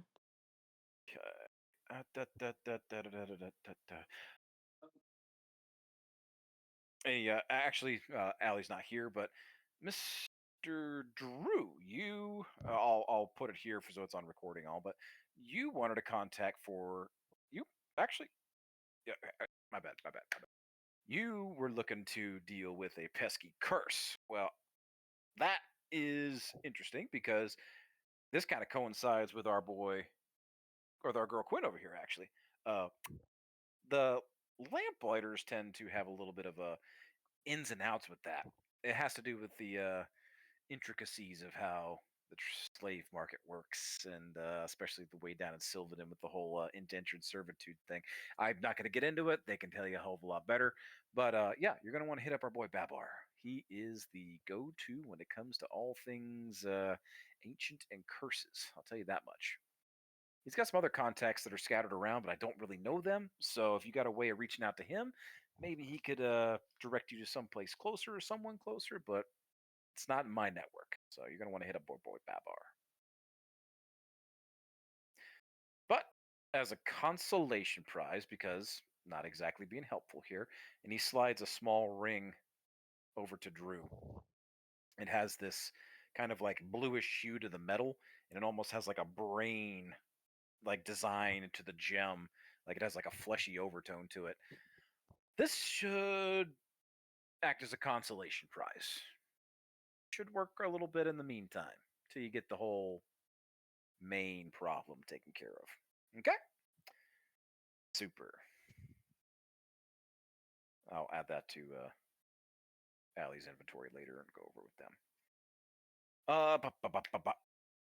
Can't finish this up without my boy Argus. Argus. Yes. Here. And he slides this padlock over to you across the table. That is for you to practice on. You're going to want to go down to Sylvanin, and I got to my. You know what? Just go straight to the source. There's a place down there. It's called Magnus Opus Clockwork. They do anything and everything having to do with locks, especially of the magical and complex mundane variety. You go ahead and add a lock of trickery to your inventory. That's for you to practice on for right now. But they're going to be the best bet to get what you're looking for. Mm-hmm. But you know what? Because you are my absolute favorite, I got another gift for you. And he reaches down under the table and he brings up this like toolbox and slams on the table. Bam! It has this like it has this like patina to it and the shine. It looks like it's rusted, but no, it's just the actual like aging of the metal. And he slides this toolbox across the table, and as it like cuts through drinks and knocks over stuff in the place, and it lands right in front of Argus. That, my friend, is for you. And as it pops open, just as Argus, as you look at it, out crawls this little mechanical caterpillar. And it starts like inching its way up your finger and up your arm. It almost has the impression like it's 3D printed. But this is a magical Mendapillar. Mendapillar. Yes. You can add Clockwork Mendapillar to your inventory. And you can also add a Clockwork Colony Toolbox to your inventory. I noticed that you were into the weird oddball critter types. And you know what? I had this sitting in the shop and no one's really used it because they're not into the whole bug scene. Figured you might like it. And since you're my special boy and you got me my special prize, I figured you deserved a special treat. Greatly appreciated. I shall definitely look at them. You enjoy. You enjoy. All right. You three have a date. And he points over to Malin and Pico and Ellie to go talk to Dr. Sleep. The rest of you, drink. And all of a sudden, like the crowd begins to get a little bit tighter and close in. Some other people start joining a couple other tables. There's games, there's gambling games, dice and cards going out, drinking contest, arm wrestling contest, all kinds of things starting to pop off around you. There's still not a huge crowd. This is still very much so kind of a private space, but there's other people starting to come in and congregate and mingle with the groups in different tables.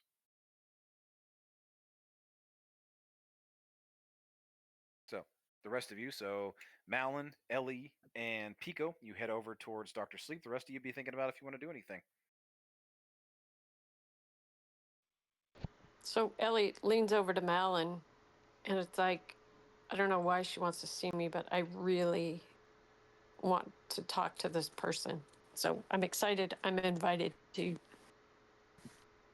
Yeah, and if things get really weird, just let me know. Definitely. So are we going? Janet, I'll hold up my hand. Thank you. I gladly take it. You guys make Lead the your way over to way. Reminder, it's a Kalashtar woman.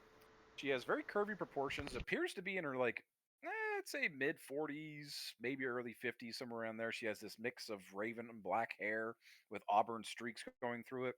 And she's done up in these very intricate braids, but everything sits below this very tall, well done top hat with a red band around it.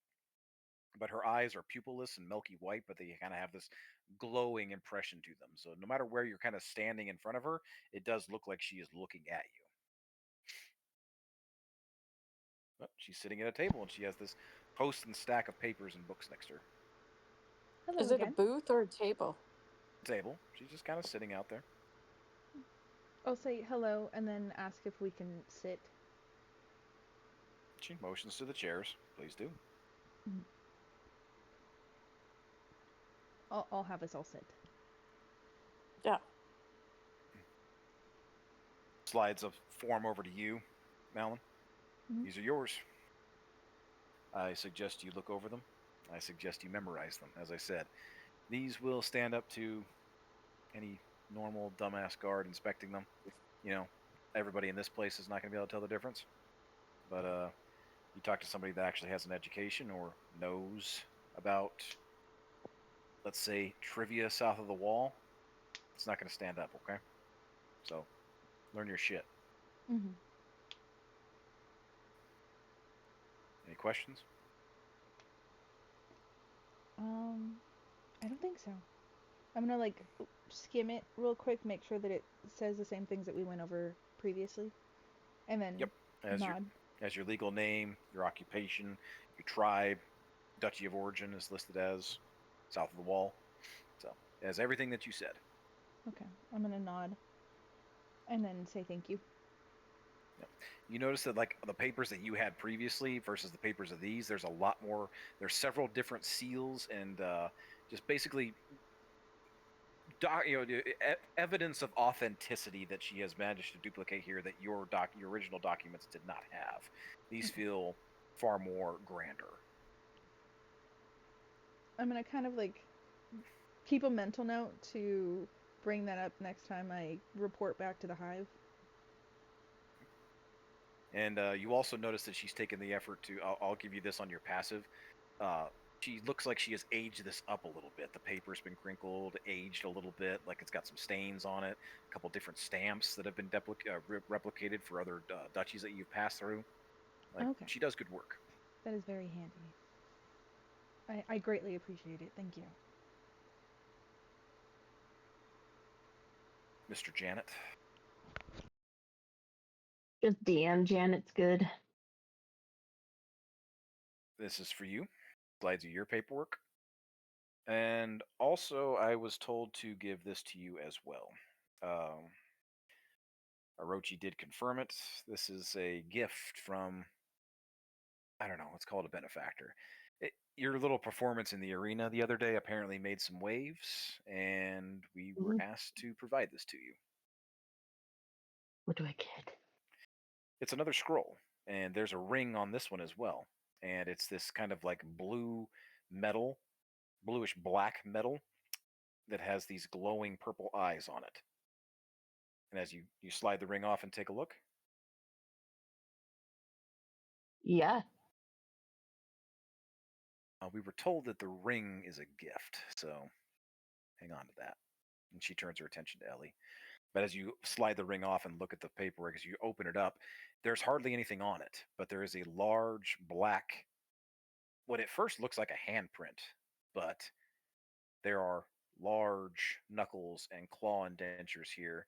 This is some kind of large lizard or, dinosaur perhaps, imprinted on this page. This black dinosaur handprint. And then there's the words at the bottom, "We know," written in red. Hold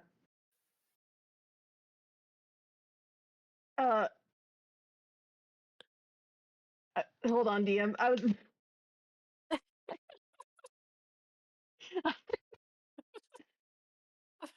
on, there's a lot of info. Yeah, I was just gonna. I need.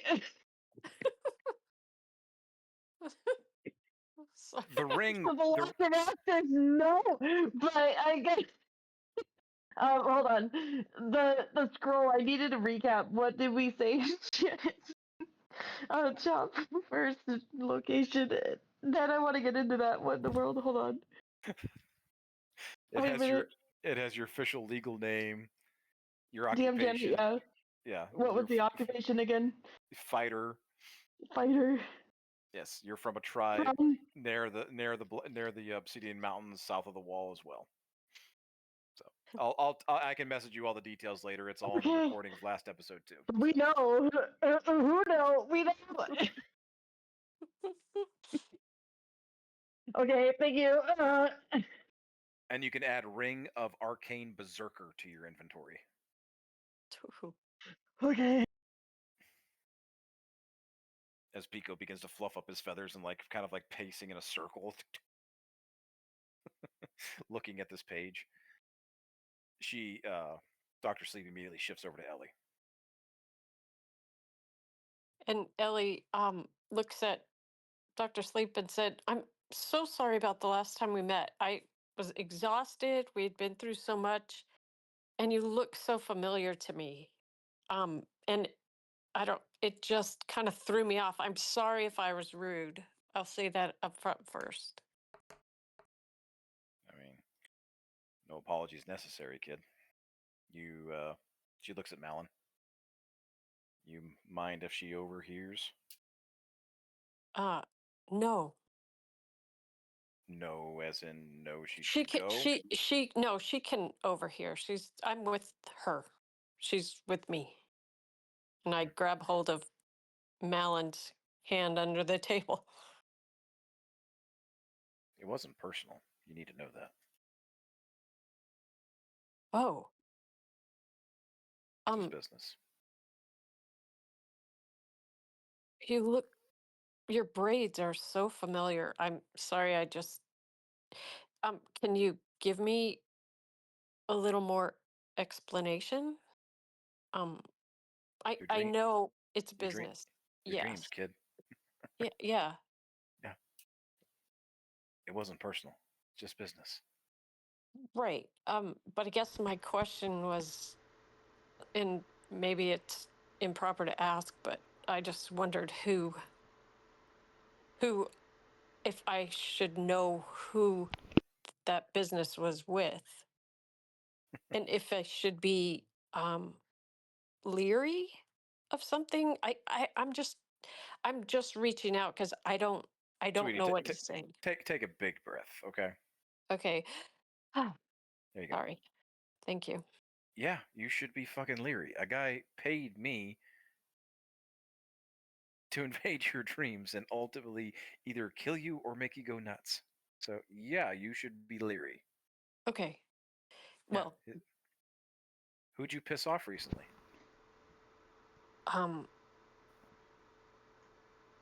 well, the last person I can remember, his name was Rosham.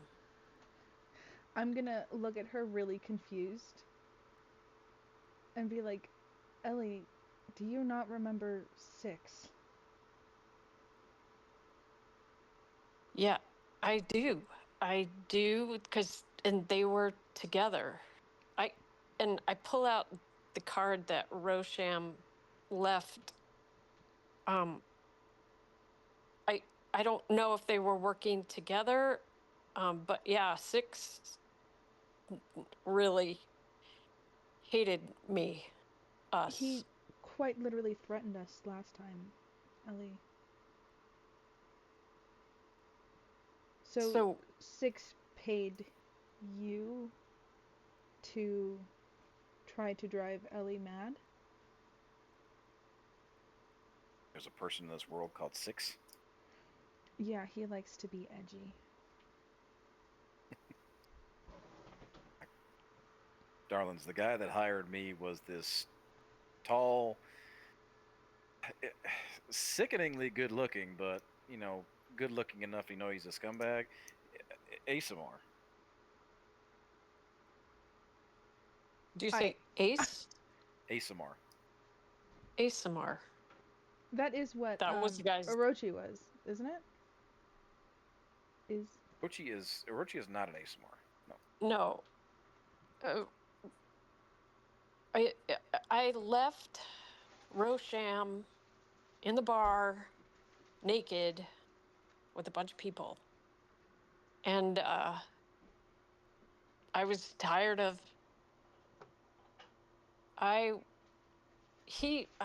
it's so complicated. He's so gorgeous. And I don't like just his accent. was I don't Both of you, at his both face. say both of you roll me an insight or in history check. It'd be a history check here real quick. I keep grabbing for my glasses. 19. 19. Okay. Sorry. Did you get Ellie from did you go and collect Ellie from the gambling den, Malin? Yes, I did. Okay. Oh. I rolled an 8. 8? Yep. Malin or Ellie, you would remember Rosham was not an Asamar. He was a human. No, maybe half elfin, but. But I lost and left. I left the table. Do I? Malin. Yes. You remember that the guy she was playing cards against was an Asamar. Huh. Remember? I'm gonna remind Ellie of that. And then be like, so it wasn't Rosham and it wasn't 6. No. It was whoever you were playing against. I was playing cards and was not doing well. Yeah, you were playing for Rosham. Yeah. So he hired you, and I need to be on, I don't know, on the lookout, precautious. Could it be because you left before settling it? Yes, I bet you, I would bet that is the reason. Then we will be more on guard with everything around us while we're still in town. Yeah. Dr. Sleep, you are good at what you do. And thank you for sharing that information with me. And wow. We do I don't know what greatly to say. appreciate your Look, honesty. Well, less honesty and more about self-preservation, kids. I don't know who or what cut you off, cut my link to you, Mhm. but obviously you look a lot different than when we started down this road. So I don't know what kind of deal you made, kiddo, but you need to be careful. Yeah, definitely. I'm gonna look at Ellie a little confused again. But I'm not gonna say anything about it. Yeah. And Ellie's just gonna look behind her eyes and see the vision of what saved her and shake her head and say a silent thank you to her new goddess. No one hears it. It's just a silent Yeah. prayer of thanksgiving. And then look at Dr. Sleep and think, man, I wish I had that power. I wish I knew how to do what she did. And Here. And she slides you a book. Little peace offering. You don't know me, I don't know you. We never had dealings. thank you. And Ellie opens the book. It looks very similar to your Lorehold primer. This looks to be a different volume, perhaps. Mm. You can add a Quandrix primer to your inventory. Quandrix.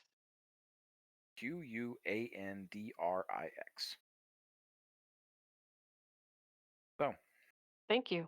if we're done here, let's hope we never see each other again, in this world or any other. And Ellie just gives a slight bow of her head. Kind of just Thank you. gathers her stuff up and leaves the table. All right.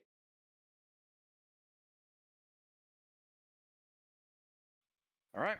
You guys make your way back to the rest of the group. Yes. What's everybody preparing to do?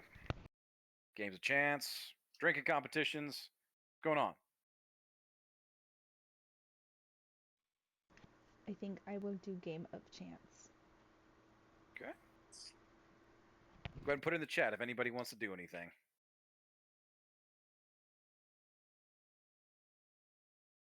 Mig, you're welcome to participate as well.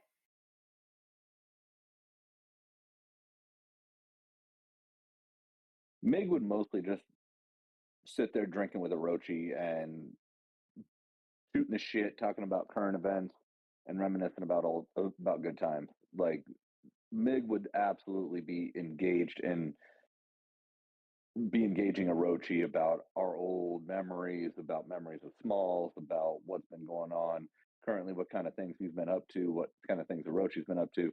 Mig would be solely focused on just chatting with Orochi right now. Okay. Yeah, Rochi's got a few other people around him too. He's kind of like moved off to a different table, him and Mig. And they're just kind of, they're nearby. It's like within 10, 15 feet of another table, but they're just kind of gathering around there. We got Malon's going to do some gambling, drink with Mig and Orochi. Okay.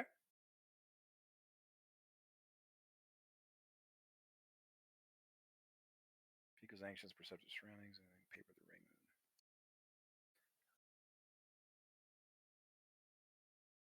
Okay. Pico, you're pacing kind of around the private party area. Yeah, I want to try and do like maybe a perception roll on the inside of the bar, outside of the bar, and probably on the paper itself. See if I can glean any extra info. Go ahead and roll me a perception check as you're kind of checking around inside the bar, at least the immediate area for now. Maddie's saying with Megan and Orochi. Okay. Tune remembrance of Smalls and do card tricks. Okay. Go ahead and roll me a performance check, Ellie, and you can kind of like start just kind of entertaining. All right. A performance? Yeah, rolling performance check there. And Maddie and Quinn are staying with Orochi. Argus, you doing anything special? I was probably gonna find someone that's a little less cluttered from people, seeing as how I did just get slightly dismantled, and Okay. probably look around at the little caterpillar in the toolbox that was given to me. Maybe mess Mother, around with the lock. yeah, Mother Rucker calls you over. You want to give me a hand? Sure. Hop back here. That is performance, correct? Yes, sir. Yes. 26 for Ellie. Damn.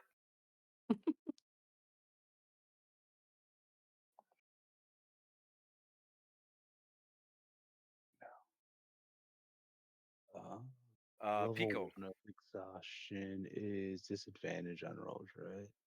Yes, ability checks if you have a point of exhaustion is disadvantage. So it'd be a flat roll. So that's only Yes. a 9. A 9? Yeah, you're pretty trashed up. So Mother Rucker puts you to work kind of just like cleaning, basically cleaning mugs and just kind of helping her out, keeping shit busy behind the bar. But you're within, dashing distance of the group there, just outside the main party. Within limping distance. Yes. Pico on your nat 1, you are literally just like wearing a hole in the floor, running around in a circle, kind of around the table, looking at the note, looking around, looking at the note, looking around, up and down, just running around like a chicken with his head cut off, but still very much so on your shoulders. I feel like it's the image of, I think it was it's a Disney movie, I think Fox and the Hound or Bambi, where it's like, oh, they're coming closer, and she just panics and flies off and just gets shot. It's that sort of nervousness. Where I'm like, get closer. You get an inspiration for the nat 1 though, so go ahead and hang on to that. Oh yeah, but I'm freaking out. But everybody's just giving Pico, like, as he makes his way around the table, they get out of his way. But yeah, every once in a while, somebody holds out like a small tankard of ale, like somebody doing a marathon, handing him a little cup of water. But they're just letting you run around the table. All right, Ellie, with a 26 on your performance, yeah, you're able to kind of like you're doing the bard thing. You find one of the corner tables and you're posted up and you're playing music. You got guys that are coming by. On a 26, you know what? I'm gonna roll something real quick. Guards are coming by. You know, they're exchanging stories of their own. You can overhear some of it.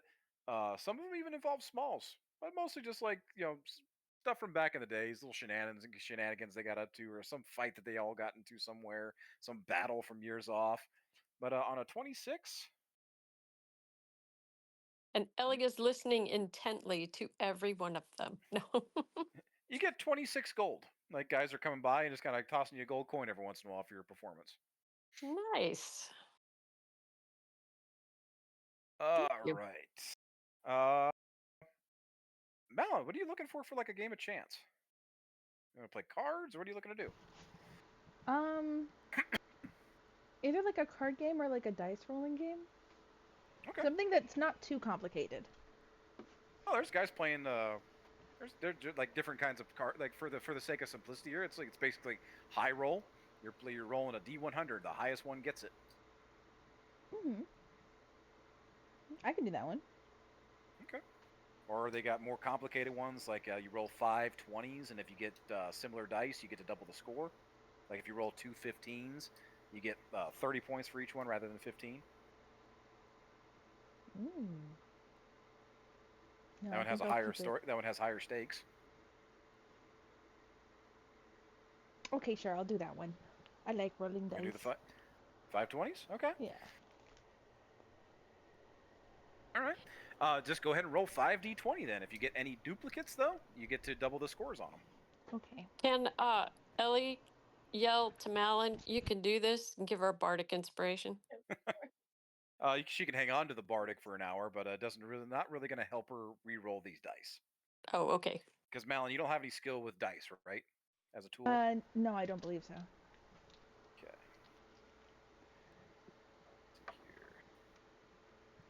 So you're playing against a couple of guys. First one rolls a 47, no duplicates.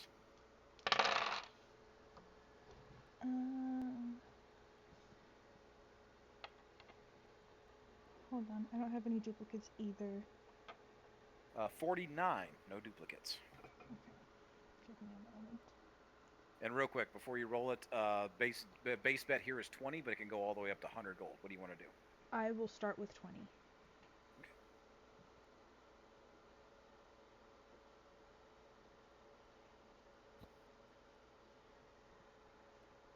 A 36 with no duplicates.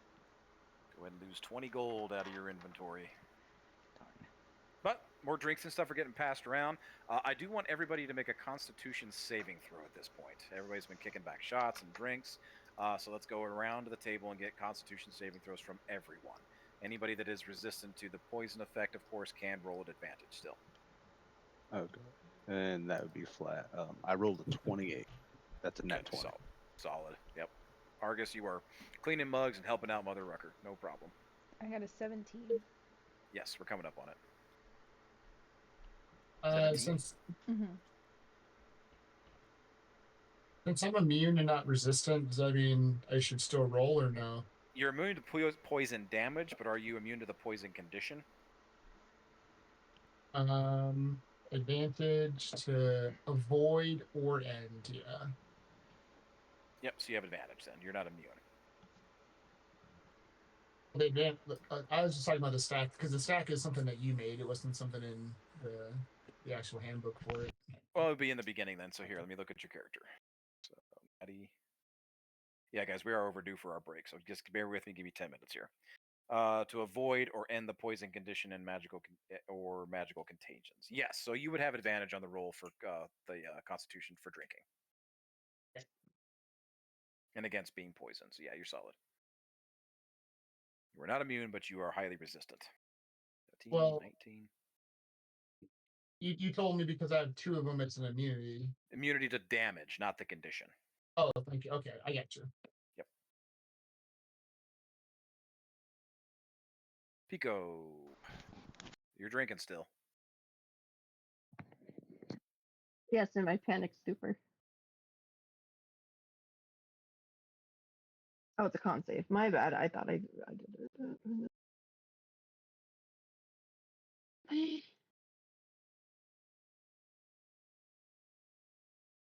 Maddie, while you're at it, I need you to make me another, let's call it perception check. I have advantage because I'm cute. Okay. Hell yeah. The unconvinced sounds of Marshall.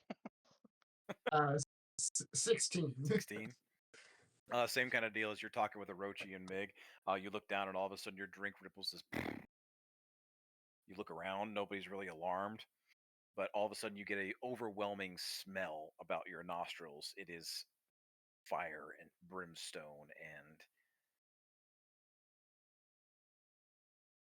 it definitely puts the hairs on your arms and your neck on end.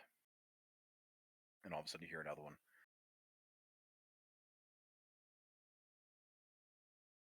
$20 not net. All right, nobody got below a 15. Nobody's too drunk yet. You guys are still putting it away.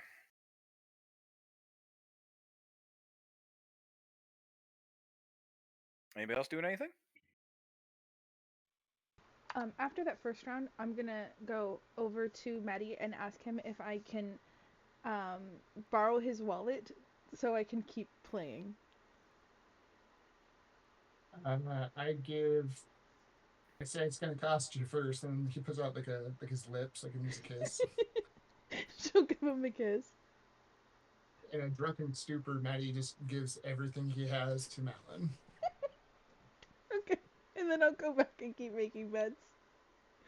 It's adorable. You would, except as soon as you open your eyes, after like from taking that kiss and giggling and everything like that, standing behind Maddie is the biggest fucking tiefling you have ever seen.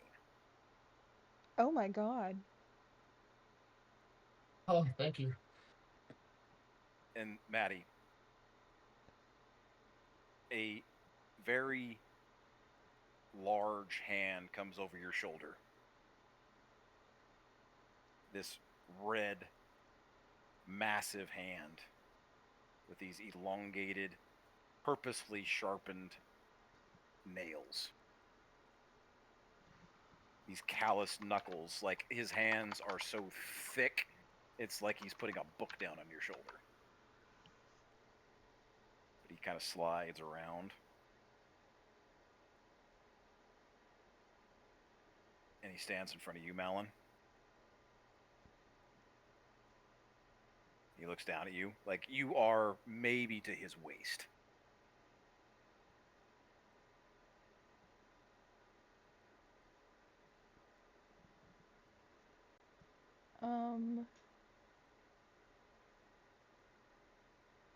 Hello?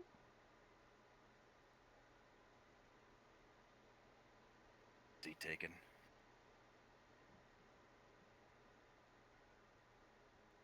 I'm gonna like try to peer around him to look at Maddie.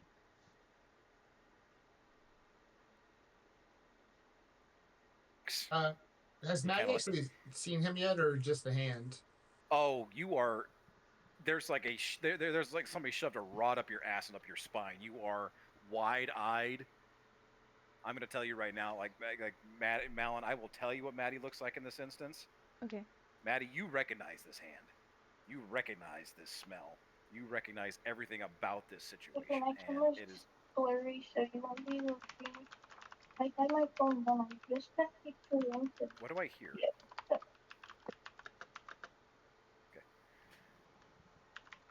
Maddie, Malin, it looks like Maddie has a rod up his spine and his eyes are wide and it almost looks like he is sweating in this instance. And this massive tiefling puts his other hand out and he kind of like just gently pushes you to the side and then pulls out the chair and then sits down next to Maddie. Looks over. Maddie. Both eyes, this massive square jaw, and these protruding white horns, and this center eye looking at you, unblinking. Hey, little brother. And that's where we'll go ahead and take our break. Cool. Well, I Yeah. was not expecting that. Super cool. Mm. What time are we coming back? 8:20. We'll come back in 10 minutes. We'll take a 10-minute break. Okay. Sounds good. Okay, talk to you guys soon. You did a break bad. Bye, John.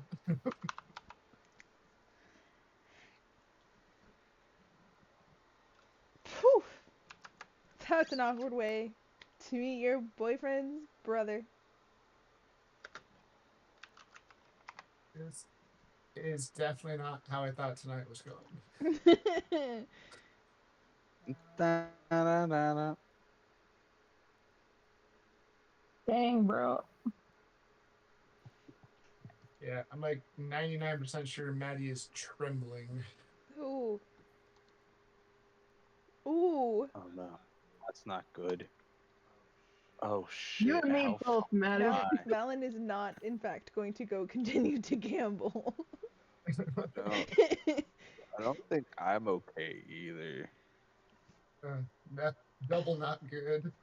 Yeah. Do you remember when you first found me, Maddie? I absolutely do, actually. We Yeah. never got around to some of that stuff. Well, there's a good thing. That cube isn't part of my chest anymore. The bad thing is that cube isn't part of my chest anymore.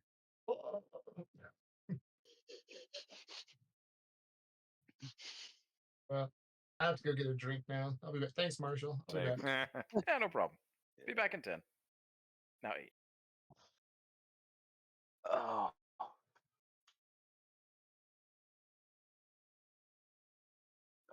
That's not the middle of chaos. I can actually do this one.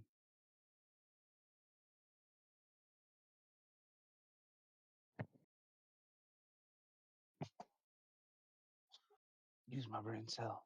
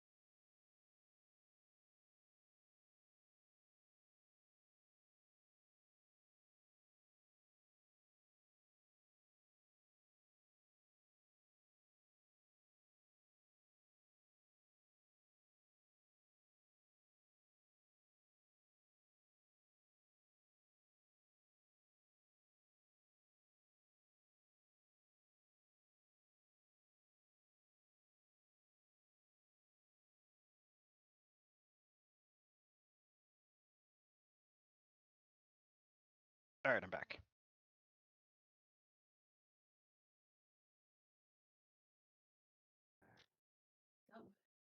Toot away.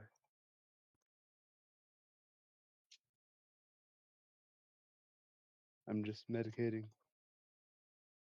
It's way around the bricks. And it was just a long day.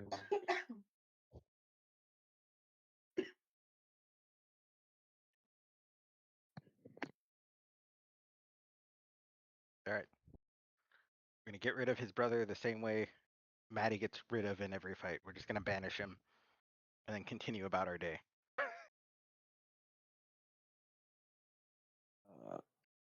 I'm worried that he's gonna recognize me.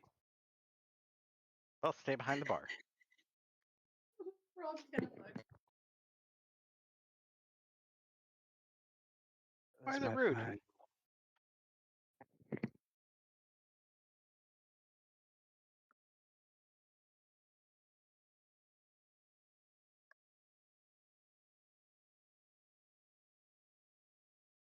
No.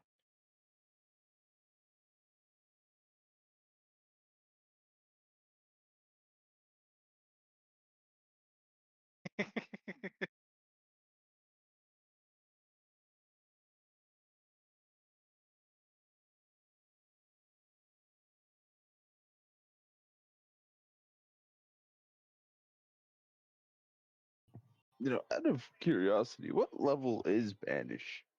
Level 4. Damn. Me and my half casting ass.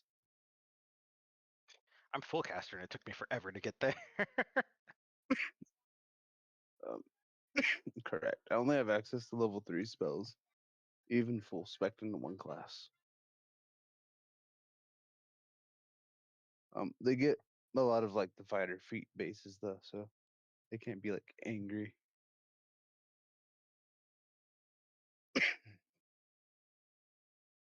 I also am down to 1 level of exhaustion, which is good.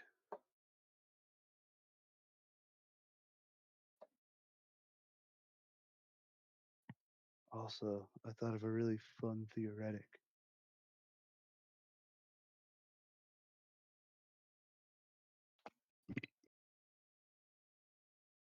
I just need to make a focus lens and a combustion chamber, I guess, technically. Guys, I'm so excited Pourquoi? because that was most definitely drum and pumper ump. With a book that I now have to get from another plane. That makes sense. So excited.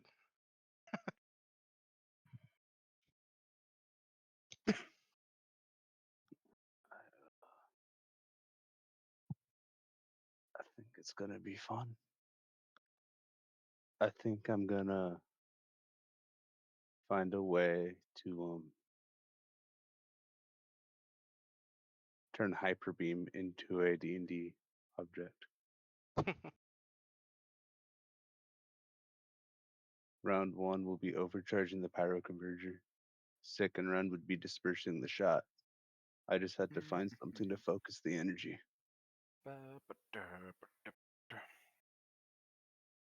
Like a compressor chamber. In theory. All right. Do we have everybody back? I'm back. I heard of Wales. I heard of John. I'm DM back. Except Janet. I had to clean my pants. Fair enough. Got a damn Janet. We got a shitty Maddie. Monica, Sherry, are you back? Yes, I am here. Squishy, you still hanging out? Mom's in kitchen. She'll be right there.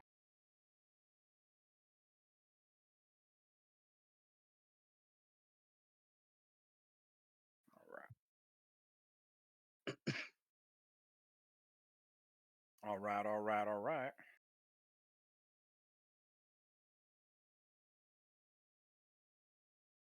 Matthew Sherry, McConnell. you good to go?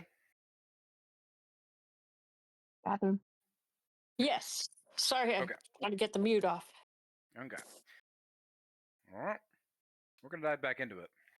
Malin, yeah, this massive tiefling moves you to the side and sits down next to Maddie and just kind of gives this huff like, "Hey, little brother, I've missed you." Maddie doesn't respond at all. He's just kind of standing there, visibly shaking for if Malin's looking at him. He waves this like massive paw of a hand in front of you. Maddie. I'm gonna You sit there? down on the other side of Maddie if I can. Okay. He's like waving one hand in front of Maddie. He's reaching over with his other hand. He's grabbing like mounds of like onion rings or whatever's like next to him. He's just like grabbing them and just like shoveling them into his hand or into his mouth with this like just the shovel of hands, just like just barreling it in there. And he's just munching away, still looking at Maddie. All three eyes just focused on him. Can I like hold his hand under the table? Sure. Cool. All right. Speak, dum dum. What are you doing here? What? What am I doing here? What are you doing here?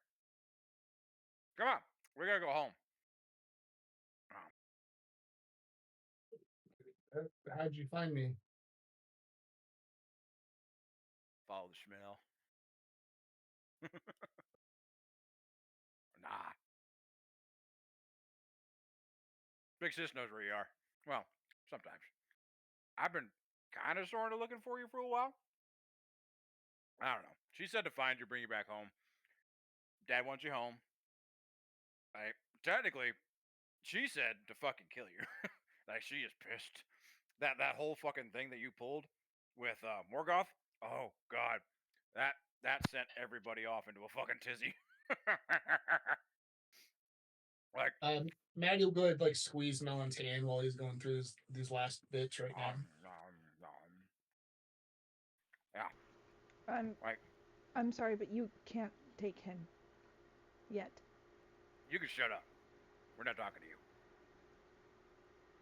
Maddie starts getting angry for sure, but he doesn't move. So, yeah, that kind of sent everybody off a little bit. So, everybody got a little bit more serious about looking for you. You know, Dad's done. Okay, you gotta come home. He's tired of your bullshit. You've had your little rumspringa. Okay, you're running wild with the fucking, you know, these fucking things, and whatever the fuck that is. And he points at Malin. You've had your fun. You got a job to do. Come on, we're gonna go home.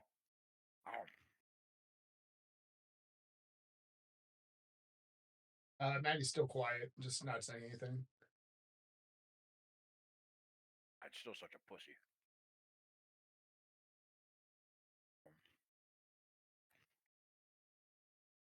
What's your name?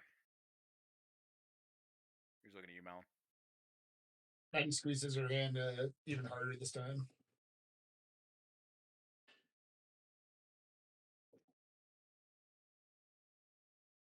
He waves that massive hand in front of Malin. Hello.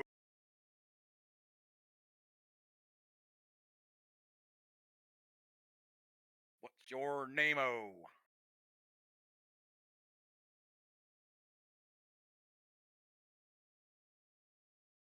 Can Meg interrupt real quick?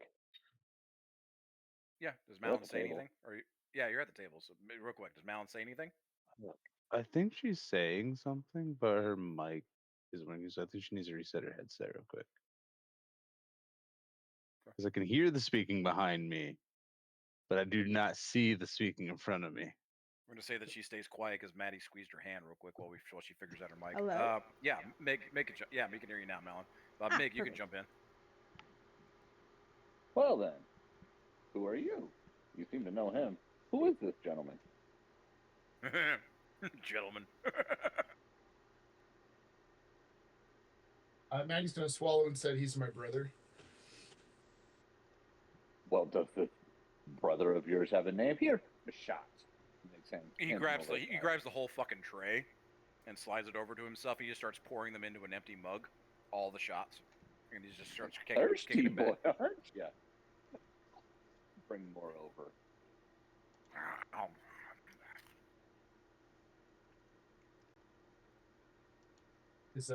His name is Tien. Yeah.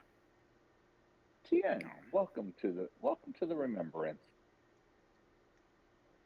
He just kind of looks at you. The third eye goes a little sideways and looks at you, and then goes back to Maddie.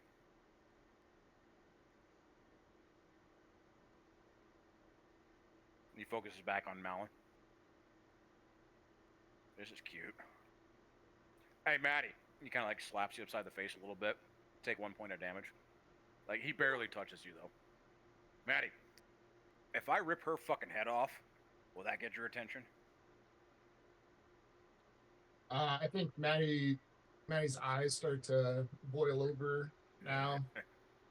Definitely showing anger. I'm gonna squeeze his hand to like try to get him to focus. Keep him grounded. Get a little hair on your balls while you're up here. Just turn around and leave. Oh, I will. I'm taking you with me. I'm not going You know anywhere. Yeah, you say that. He starts like slamming the table. The table begins to crack a little bit down the center with his fist. You say that, but as I look around, I don't think you have a choice. See, I've been up here too long. I have been having to talk to people and wander around and deal with these fucking animals for way too long. I'm gonna go home. She is not gonna let me go home unless I bring your sorry little runt ass back with me. You have something that don't belong to you. You are gonna come back with me and you're gonna do your fucking duty. Just like all the rest of us. Otherwise, I'm gonna kill her, I'm gonna kill everyone at this fucking table, and then I will drag you out of here crying. Like the little boy you still are. This guy's so loud. It's a remembrance ceremony. You should chill for a bit. Just enjoy the party. He like grabs a mug and like just blindly throws it your direction. Make me a dexterity saving throw real quick.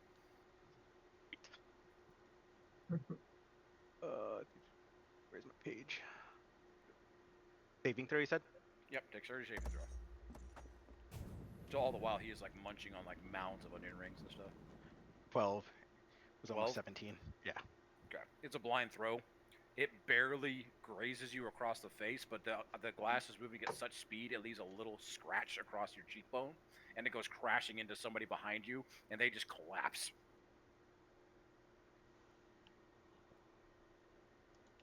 For the person that it hits, can I use my what's it called? My protective field? You gonna save them? Yeah. Okay. I'm gonna try to anyways. It just automatically happens, right? Or do they need to make a saving throw or something? No. It just happens. How much damage does it block? D8 plus 4. Go ahead and roll that real quick. Okay. I don't like the way that you did that.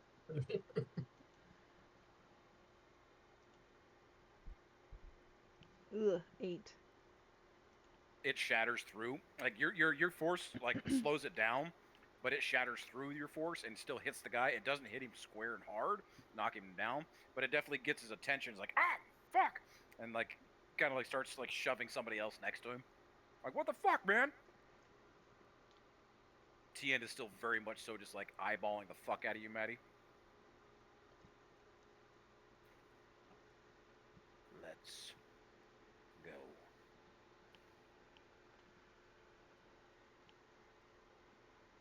I'm gonna put up a hand, like, to try to, like, placate and be like, okay, what if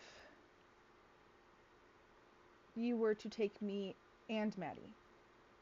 I know that I don't really matter much in this equation, but he's going to be more likely to go with you if I am also going.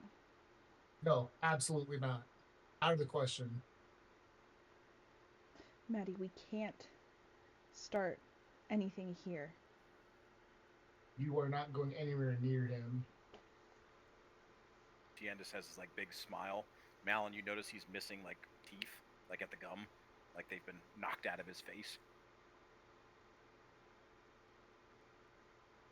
You notice his ears are profoundly cauliflowered.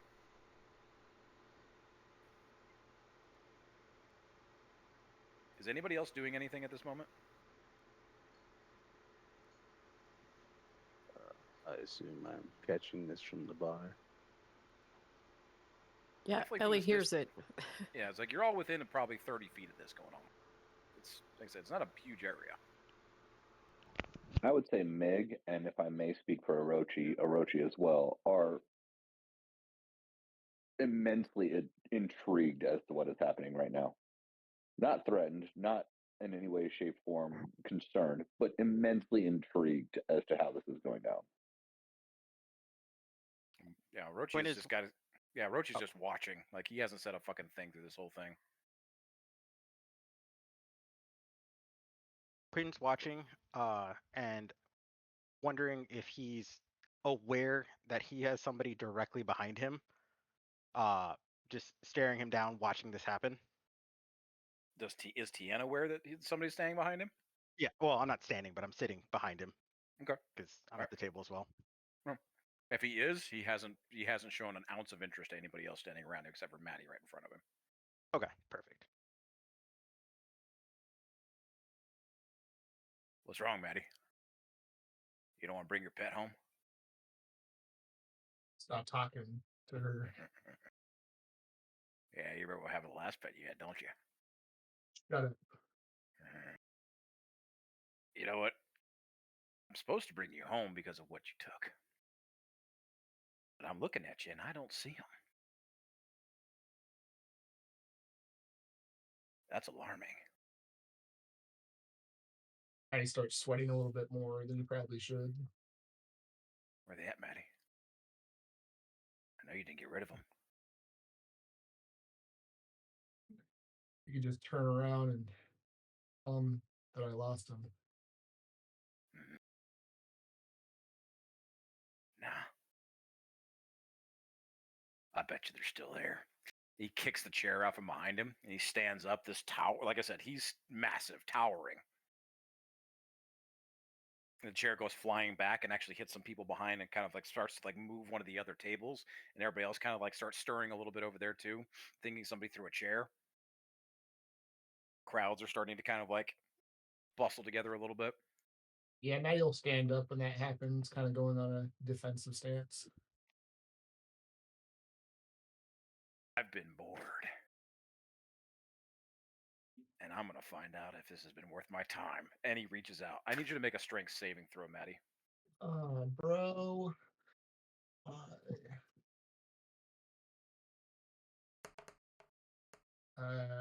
Better than I thought. 18. Not too shabby. Yeah, for old Maddie. Okay. It's not good enough, but he grabs you by the back of the neck and reaches out, and he throws you down face first onto the table. Are you wearing anything over your upper body, like a cloak or a shirt or anything? Yeah, I'd say I have like a shirt on or something. He pins you down and holds you down with his left hand. With his right, he rips the shirt off your back and throws it. And he just starts digging into the back of your spine and underneath your shoulder blade with those sharpened claws of his and begins tearing away flesh and bone as he's holding you there. I bet you they're still here. Let's find out. Malin, do you do anything? Can I try, You would, except he reaches out as soon as you make a slight bit of movement. On a 20, he kicks you square in the chest for 20 points of bludgeoning damage, and you go moving about 10 feet back, and you start bumping into the crowd behind you, and they all kind of start like stirring, like, ah, what the fuck, and people start shoving each other. Oh god. Can Maddie go ahead and scream, like transform when he sees that? Sure. Because as soon as you Uh, do, he goes ripping into the flesh of your shoulder and digs down in, and he actually pulls one of the wings that has been secured underneath your new hide, that cursed hide that you took on, and he rips your black wing out and exposes it. There it is. Can Quinn use Spanish? Sure. Marshall? Let's go ahead and roll initiative, actually. Uh, okay. I didn't get to do it. All right.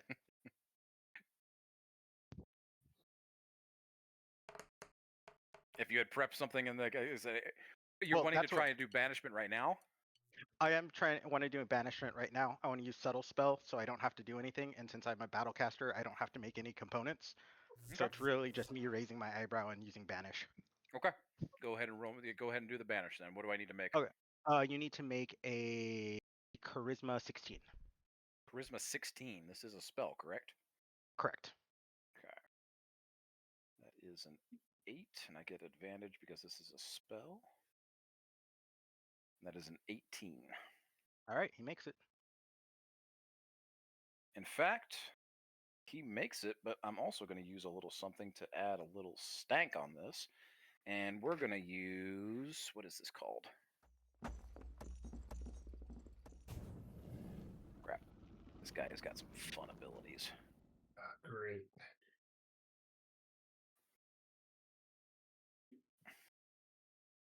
All right. Well, I forget exactly what this is called, but we're going to use a moxie point. He's going to add a d6 to that wisdom saving throw. And if I get over 20, I do. I get a full 6. Actually, he kicks. So he has pinned Maddie down with one arm, with holding him behind the neck. He has the other one digging into his spine and ripping the wing out that was underneath his hide. He has reached out and kicked Malin, and all of a sudden, another arm protrudes out from his side, grabs a mug off of the table, and as Quinn goes to banish, even with the subtle spell, this other arm grabs a mug and throws it back at Quinn. Quinn, make a dexterity saving throw. This guy. 13. Not as good this time. You take a full glass mug to the face, and it shatters across your face for. This is these stones, right? Yeah. So where's that? Oh man, this guy's got way too many abilities. I'm gonna have to study this before I kill all of you. There it is. You take 15 points of force damage as the mug rockets across, hits you, glass shards go behind you and start hitting everybody else, and goes across the table. The crowd's also starting to stir up behind you. All of a sudden, all the tables around here, everybody starts shoving each other and screaming and yelling a little bit, and Tien just looks at all of you and kind of like holding Matt. Now, Tien's not paying attention to any of you in the slightest, let me correct that, but he is solely focused on Maddie, and Maddie, you go ahead and transform. Yes, if I'm able. As soon as you hit Malin. Yep. You can use your bonus action. You transform, and he lets go of your neck, and you are almost up to his chest when you fully transform, and he is still looking down at you, and he is just smiling wide-eyed, and he's just kind of like clutching both of his fists, and he kind of like throws his shoulders back and like lets the kimono kind of fall off of his shoulders, exposing all 4 arms now that he has, the 2 coming off of his torso, and he starts cracking all of his knuckles and flexing his shoulders, cracking his neck. It's like, all right, this will be fun. And that's initiative. So, my question is here. Do you want to begin the first round of combat here? Or do you want to hold off until next session and begin this right off the bat? I would like to see what he can do so I can plan next time. I'd love All to right. do one round. Okay, we will I do would one like to round. study round 2. I would Alright. like to wait till next time. Hey, DM, Yo, can Mig roll initiative as well for this? absolutely. I'm not saying that he's going to do anything, but you know, just in case. Let's see here. You hit Malin. Everyone Maybe kill he'll be this guy. inspired by the camaraderie. So I'm gonna go ahead and Maybe post not. this. You guys are going to have to find out. Maddie, I want you to go ahead and put this in the chat. Actually, oh yeah, I'll post it in the team chat here real quick, and then you can use it as a map. So, I'm going to get the initiative order here taken care of. Y'all start thinking about what you want to do. Malin, for the sake of your turn, you've already used your bonus action for your telekinetic force, where you tried to stop the mug, right? Yeah. Okay.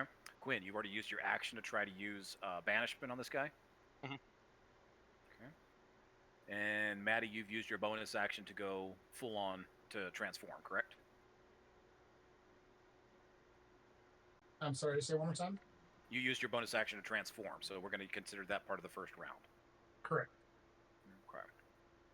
All right, Argus, are you wanting to try to get your movement to get into with the rest of the group, or are you waiting for by the bar? Will use my movement and, if possible, as my bonus action, apologize to Mother Ruckus in advance. You can just do a free. You can just do a free. Be like, hey, free action to apologize. like, I'm sorry. I'll try to repair as much as I can after we settle this shit down. Let's see here, Mig. I'd rather her not. Could you get another forever. nat one? Okay. Malin, Drew, and Pico. Am I missing anybody? Ellie, Quinn, Argus, Mig, Malin, Drew, Pico. Maddie, where was yours? I got a 9. A 9. Okay. Yeah, I'm So somewhere low. You're above Drew. And behind Malin. All right. I'll post that here. Basically, what you guys are looking at here, this isn't a layer action, so to speak, but it is the consuming melee of the mosh that is happening with this bar fight kicking off. Everybody that is outside of the party area, this is an area that is only 30 feet. Okay? So from the very center, it's 30 feet across and 30 feet up. If you get anywhere past the line and into the mosh area, you will be subject to whatever's happening with the melee going on in there. Does that make sense? Yes. All right. It's like I want trying you all to to get to the mosh at a concert. Yes, I want you to all basically, Argus, if you are using your movement to get back into the fray before everything kicks off, you can forego the melee, but you are now inside the fight arena.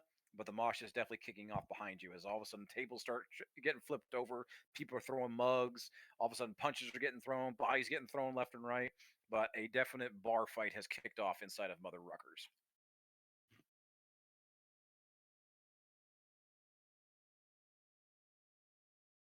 All right. Where is everybody wanting to be positioned here? You just all kind of be kind of around the surrounding tables and just kind of roll with that. Yeah, I would just be closest to whatever direction the bar was. All right. I think Another little circle. isn't Ellie at a table close to the bar doing her bard stuff? And Yeah, I could say you're up at the top left there. You could be next to Argus, maybe.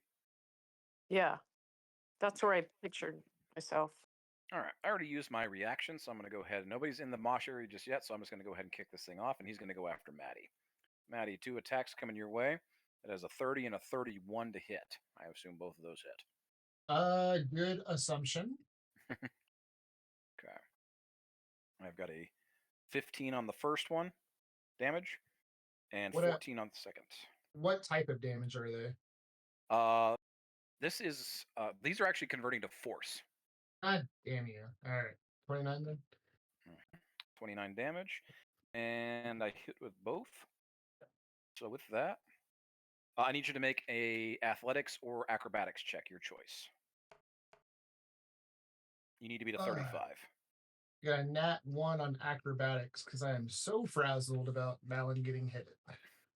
Okay. You are considered grappled. As he punches you, he comes down with 2 haymakers. Bam, bam, left and right for that much damage. And then another arm reaches up and grabs you by the throat and picks you up off the ground. You are grappled and held in place with him. And with the grapple, I'm going to go ahead and use the uppercut.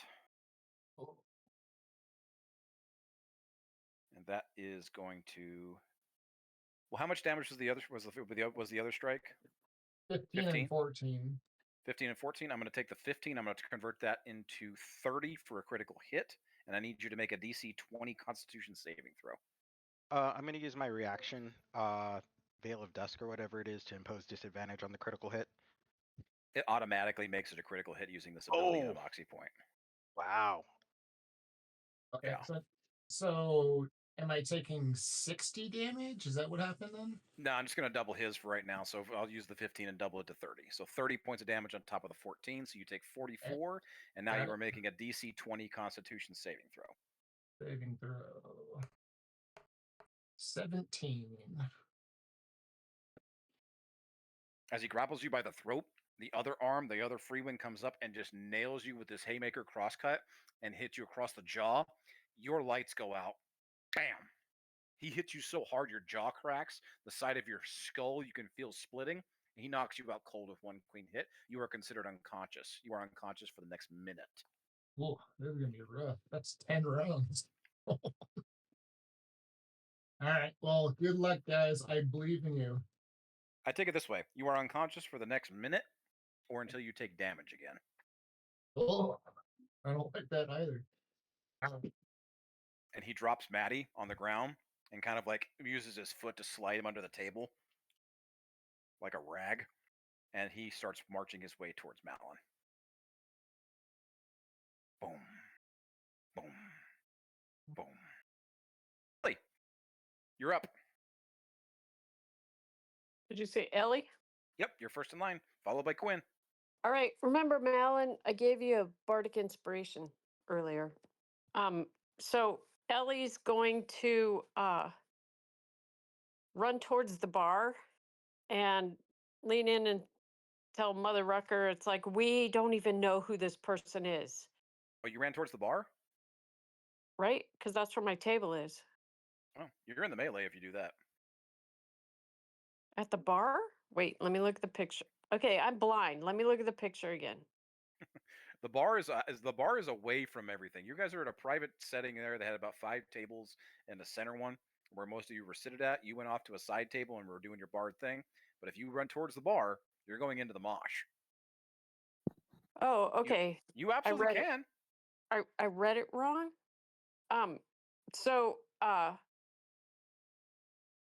And he's how far from me? It depends on where you are on the table. It's like, what table Okay. do you want to be at? I'm in the upper right table. Okay, then he's about 25 feet from you, give or take. All right, so Ellie's going to cast Crimson Harvest on him. Okay. So I'm trying to get there. Quinn, be thinking about your bonus action and movement. Yep. So he takes 12 necrotic damage. Man, it's so hard for me to see. Do I have any saves, or do I just take damage? Oh shoot. Let's see. Oh, Dex.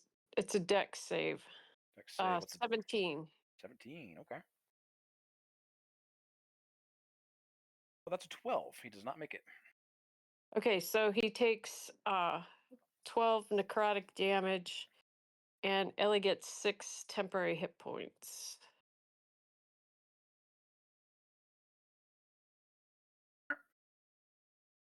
Does Crimson Harvest hit anybody else, or is it just anybody that you choose in that area? It's what I choose, who I choose. Okay. And I choose him. It flares up. The necrotic damage starts to burn away on one of his shoulders. It doesn't even he doesn't even look your direction. He is solely focused on Malin, and he is just lumbering his way towards her, shoulder smoldering and everything. Right. In fact, I'm going to go ahead and use my reaction, and I'm going to hit you with. Since you're casting spells, I could do that too. I need you to make a dexterity 15 saving throw. Dexterity 15. All right. Man, I didn't realize how much I need my glasses. That is a 20. Nice.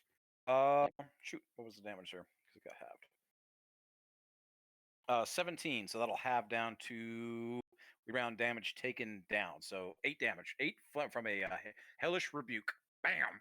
As all of a sudden, the one arm that you hit with the necrotic damage, the fingers flick, and boom! A burst of flame hits right in front of you, and you take 8 points of damage as it pushes you back a little bit. Right. Heal. Quinn, or anything from a bonus action or any movement from Ellie? Wait, how many did you say? Sorry, I'm 8. like 8. Okay, 8. So technically, I only take 2 because I get half my damage points back. Right? Because you used your temporary hit points. Yeah. Is that what you mean? Yes. Okay. So yes, if you're using your temporary hit points, because you get 10 temporary hit points? No, I got 6. 6, yeah. So yes, you only take 2 points of damage then. And you lose your temporary hit points. Yep, they're gone. Math is fun. Yeah. So as a bonus, I think I'm gonna stay where I am because any cures I have are not bonus points. So, okay. Okay. I think I'm done. Quinn, you're up. Bonus action and movement. Right. Bonus action is going to be spiritual weapon. Okay. Go ahead and describe what this looks like now that you have control over and you have been gifted your gift. So this time it's going to be a bit more flashy because it's the first time forming itself. But next to me, a pool of blood will appear, and it'll start seeping up. And as it does, it's going to create rip and tear. And it's going to have like very much the same rage-inducing aura that Smalls always exuded. And it's going to instead of her previous spiritual weapon that she always wielded, this one is going to appear at her side at approximately the height that a Goliath wielding this axe would be, but it'll be at her side. And then it's going to take a huge swipe. Can you attack with it the same turn that you summon it? Yes. Okay. But cool. I missed. So yeah, for 12, and I'm not going to do any movement. Okay. It definitely the spiritual weapon definitely comes swinging. Tien just kind of like ever so slightly like cocks his head to the left, and the axe swings wide and goes crashing down into the table next to it. Mark, I'm gonna give you the choice here of whether or not Mig recognizes that axe because you guys did have interactions when he had the axe. So I'll leave that up to you. All right, that's bonus action for Quinn. Any movement? You staying where you're at? I'm staying where I'm at. All right, Argus, you're up. Mig is on deck. Clarify, I don't have movement, right? Yeah, so use your movement to Because I get wouldn't into use- the area. Yeah.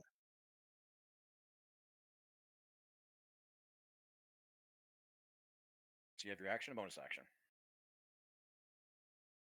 Correct.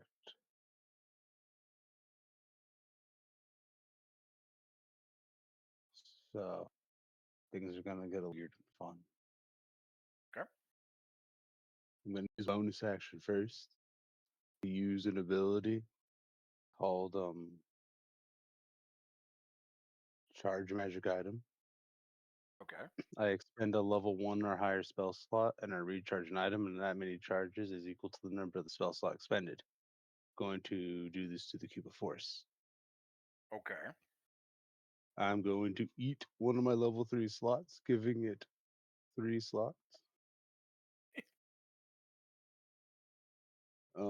Which I believe puts it at like 8. So I have enough to where I'm going to use the action to then with the cube. Because I assume homeboy Tien is within 30 feet of me. Approximately. But remember, to utilize the cube now, you have to make the intelligence save. You have to make the intelligence check. Otherwise, it does Now, damage to you. the cube of force or the abyssal cube? Technically, they're the same thing. your cube is like the cube of force was something they unlocked on your chest cube for you. It's not considered a separate item. They're one and the same. Great, my brain misunderstood. How much damage do I take from that then? What did you make the DC 25 intelligence check? It is a check, yes. Yes, it is a check. I you can't did. pass a 25 anyways. Yeah, I Here- misunderstood that. That's fine though. I'm still Okay. good. Yes, the cube of force and your abyssal cube. Like I said, that is your vessel. It was in your chest, and the guy in the band that unlocked it, he basically moved some of the runes and stuff around on your chest, on your cube, and unlocked the cube of force abilities for you. But that's still very much so your cube. But it is no longer part of your vessel, part of your being. It's just an independent item now. So if you're going to use it, you have to manipulate the runes like the abyssal. Okay, I misunderstood that, but I failed that check. Okay. I'll go ahead and since we didn't do that, I'm going to say go ahead and forego the damage this time, but that takes away, I'll take away your action, okay? You are trying to manipulate the cube like you've done 1,000 times before, back when it was part of your person's, but it is no longer part of you. This is its own independent thing, and it refuses to cooperate. Okay. bonus So this action? is charge. Yeah. No, I use my bonus action to put more charges into it. You can have those back then. You're just going to forego your action, to be fair. So action would have been interacting with the cube, and then Yeah, my that would- bonus action was my artificer ability, magic charge, to put charges into the cube. Got you. Okay, so then that is your action and bonus action and movement. So it was bonus action and action. It was just Yes. doing them backwards. Understood. Okay, I got you. So yes. So yeah, that was me math. Yeah, Argus, you had this Does it idea in your eat the head. 3 charges from using it. No. Okay. I'll say that holds. But no, for the sake of this, it's like you are attempting to utilize something like I said 1,000 times before. This was very much so an extension of your being, and now you are holding this thing as like in your hands, and you have no idea what's wrong. This is completely alien to you. You have lost a part of yourself that you were so used to. Mhm. All right, Mig, you're up. That makes Malon's on deck. So Mega's just going to look over at Orochi and go, "Oh, that's an angry boy." Orochi's just kicking back. Orochi's just kicking back Grab a drinks. shot glass. Right into Orochi. I wonder how this is going to play out with Mother Rucker, and throw the shot back. Orochi reaches you with the shot, and just kind of like, yep, he's sitting there chilling, eating and drinking, watching the show. Yep, Meg's just chilling with them. I wonder how they're going to fare. Let's find out. Malon, you're up. This guy is lumbering towards you. He's not running, but he's just walking ominously or menacingly. Hmm. The whole SpongeBob thing. Standing there menacingly.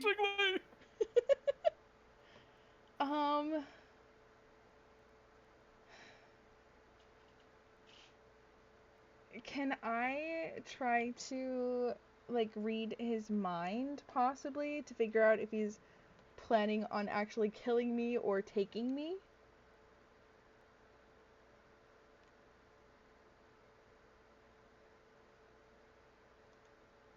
Mayhaps. Yeah, that's a save. You're just trying to get service thoughts? Mm, Because it's still a spell you need to cast, right? yeah. Okay. Yeah. It's a wisdom save 15. To get even service Oh wait, thoughts, or wait, to go hold on. deeper? Sorry. I was looking at the wrong one. It is still wisdom 15. Hold on. It's a spell, so he gets advantage. You initially And you learn failed both. surface thoughts. You can either shift your attention deeper, but they have to make a wisdom saving throw then. Okay. Yeah, I rolled twice. He gets advantage because of his. We'll leave it at that. Against spells.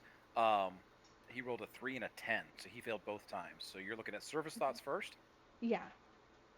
His surface thoughts are, I'm gonna kill this bitch. Fuck. Okay.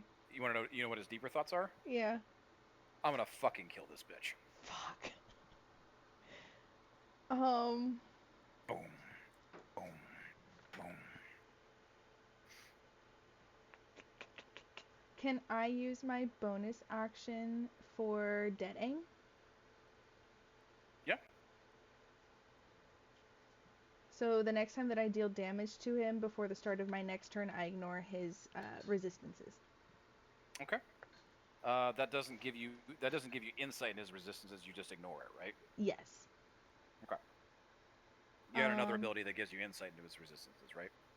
I don't believe so. Okay. So dead aim. I think we added just a roll to it. Basically, roll me. We'll leave it as. What did we decide it was last time we were fighting Crawl?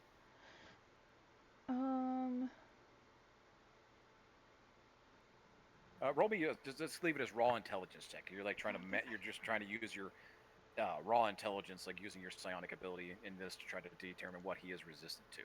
Okay. Oh, Jesus. That's a 9. 9? Yeah. No, Uh-huh. unfortunately, you don't get anything from that. But Okay. okay, yeah, it's your action and bonus action, right? Yeah. Okay. Any movement? You are back, like I said, you are next to a table and your back is kind of against the mosh. Like if you step back, you're going into the crowd of people fighting behind you. Yeah, I don't want to go into the crowd. Can I like move diagonal, like not necessarily? I'm trying to think. I'm gonna say like you were at the center table and you were thrown towards the bottom right table, so you can go up, you can go left, but where you want to go, he is closing in on you from that direction, heading diagonal like that. Okay. I think I am going to go up. Okay. Because I imagine I could see like Argus and them, so I'll like head towards them. Okay. You're gonna Kind of start like heading north skirting then? around the mosh if I can. Okay. He is going to pivot on his heel and he is going to start kind of like moving his arms like in a runner's sprint, and he is like, and he immediately diverts to like start cutting you off in the direction that you're running. Okay. He's moving considerably faster than he was too. He's going to use the rest of his movement, and he is almost within arm. He starts to put his hand out as he's reaching towards you. Okay. Is that everything for you?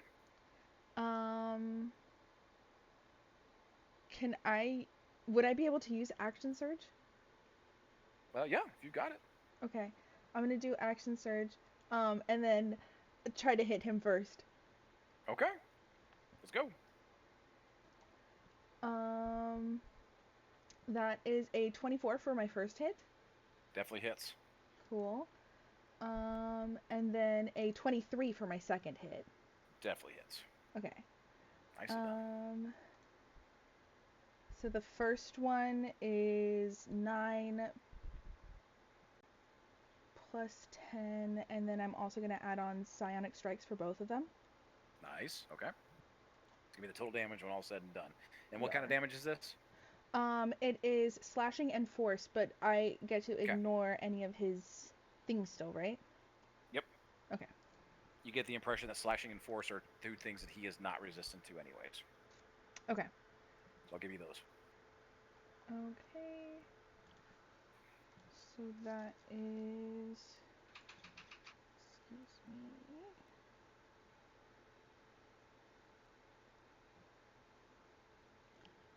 Do you want to know like each individually or all together, like the slashing and the force? No, just everything all together. Just give me this total damage. 39. Nice.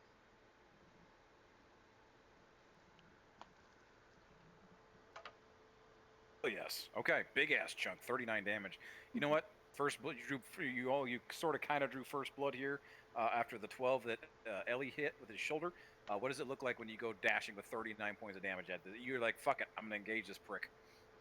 I'm gonna start off by doing kind of like a bit of a spin with his hand reached out, and like hit it hit his outreach hand with my elbow and slicing him there, and then trying like doing a sidestep in and trying to hit him more like in the core. Nice. And I think, does that also give me back like my bonus action too? I don't remember. I don't believe so. Why would it? Like, no, it just gives you your action. Just your action back. Okay. For an action surge. Yeah, it's action surge. Okay, cool. Then Those are 2 that strikes? is going to be it. Yes. Nice. All right. And just as you do that, he kind of smiles a little bit with that kind of like he's got, like I said, he's missing teeth. This guy is a straight up brawler. And he looks down and he says, "That's cute." And the 4th arm comes out and punches you square across the jaw. And I'm going to do 1-2 punch here. That is a 33 to hit. Ooh, yeah, that hits. Okay. Just a little bit. That is 1-2 punch. Yeah, 1 moxie point to make 2 unarmed strikes. Okay, so technically this is 2 of them coming at you. And 26 for the second one. Yeah, that hits. For another moxie point here. That's 20 points of damage. And 15. 35 points of damage as he reaches across, clocks you across the jaw with a cold clock, and then backhands you. Bam! And you go sliding 20 feet back, and you are just at the edge of the melee as you almost slide into the crowd from that hit. Okay. 2 sets of arms. You can determine he gets 2 bonus actions. Okay. That hurt. Maddie, Yeah. you're unconscious. Oh, can I roll a 20-sider to see if I get a nat 20 and pop up? You know what? Fuck it. Yeah, let's see what happens. Just from raw Maddie magic. Let's see what happens. The power of love. On a nat 1, I kill you. Okay, it's 6. I'll take that compromise. We're good. We're good. Okay, 6. You are unconscious. I'd say you are a little bit off in La La Land here, though. But what is going through Maddie's dream-like stage from just being knocked the fuck out by his older brother again? Yeah, probably as a child where he grew up, and then his brother picking on him quite a bit, just overpowering him and doing exactly what he just did, just as a child. Drew, you're up. Okay, so where am I? I'll in give you a this like you can kind of positioning? yeah, we're kind of playing frost and loose with everybody starts. It's like there is the center table there where most of the main group had congregated. I know Okay. you were traveling and stuff, so wherever you want to be at one of those tables is where you're starting. Okay. I would like to be behind him if I could be. Okay, we would say that you're at the main table then. You were kind of sitting with Maddie and Malin. That makes Okay. sense. Yeah, probably. Okay. So he has moved away from you and his back is to you. You have watched him beat the shit out of Maddie and go after Malin. Yeah. So I don't know how effective this is going to be, but I'm going to drop into my wild shape. I'm going to do the panther, and I would like to pounce on him. So he needs to make a DC 12 strength saving throw, which I'm sure he'll beat a 12, but His flat DC strength is it's a 12. okay. So he will beat it no matter what. Okay. Well, He is a I'm big still boy. gonna. Well, I've already wild shaped into a panther, so Let me see if I get a nat 1. can't take that back. Nope, 18 on both actually. Oof. Okay. Damn. Okay. So that is just a claw attack then. So that is.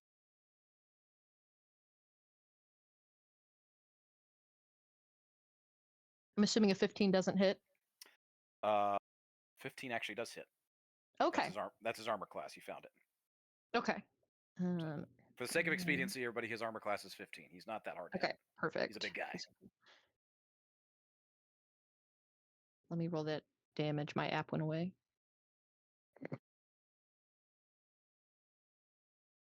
I think that's just 7. Pull my stat block back up.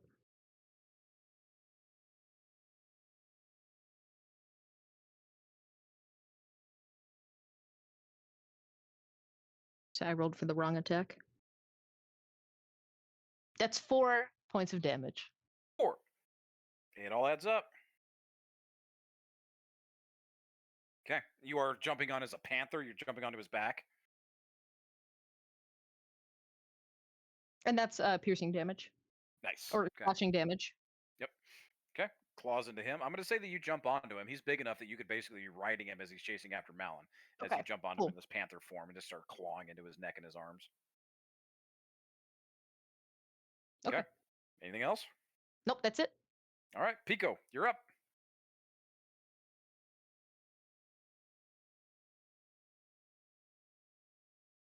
Wrong button. Okay.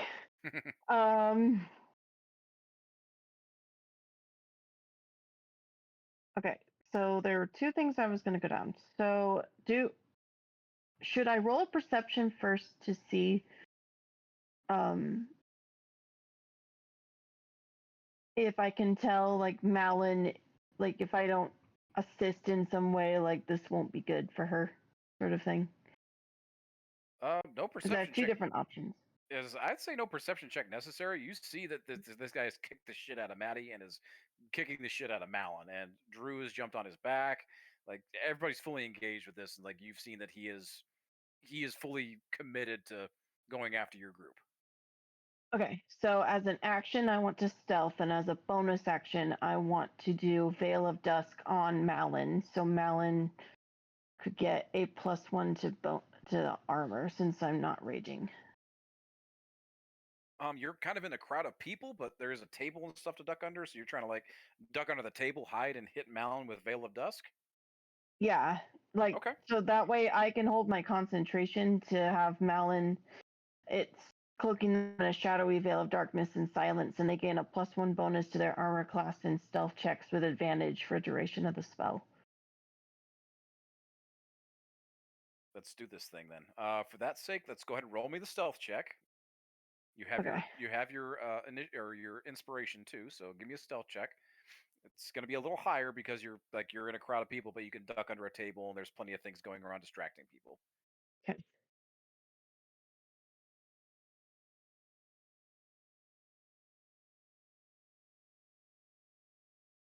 So 11 is the highest.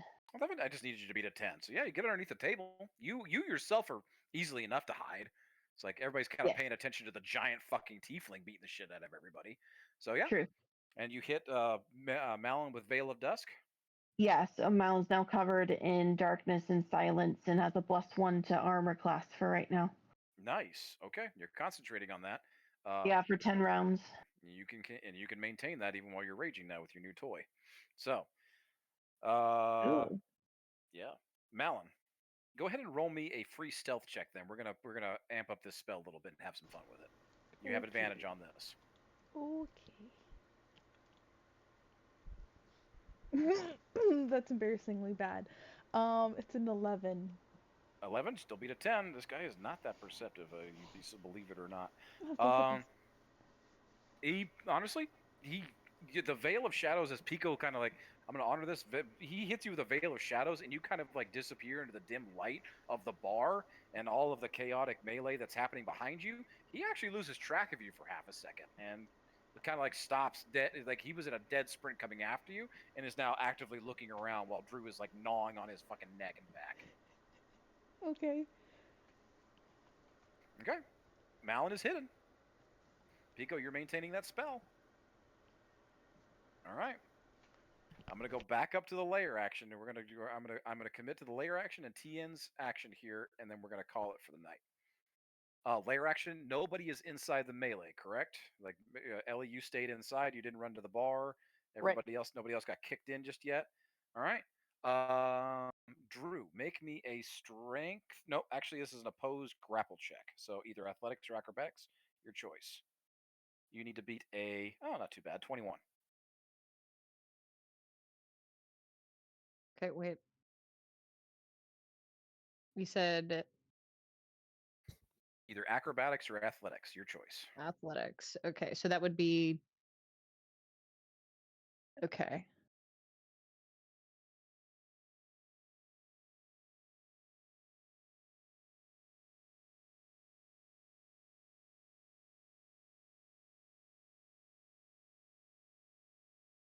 That's a dirty 20. Dirty 20. Unfortunately, you were one shy. You had to beat a 21. Ah, He pulls you off of his back as you are like clawing and biting into him. I'm still going to give him another couple points of damage. I'll drop him another 2, I'll say. And he grabs you by the scruff of your cat neck and like holds you out with his larger arm and begins to squeeze. And he's going to take one strike at you. That's a 33 to hit. yes. 16 points of damage, Okay. force damage. And he's going to hit you out of the hand that's holding you with the other arm, and he's going to send you flying 10 feet out into the melee. I need you to make a dexterity saving throw. Okay. Wait, sorry. How much damage? 16? 16 points of damage, and you need to make Okay. right now it is a DC 10 for the Okay. brawl going on for the dexterity saving throw. Dex? Yep. Okay.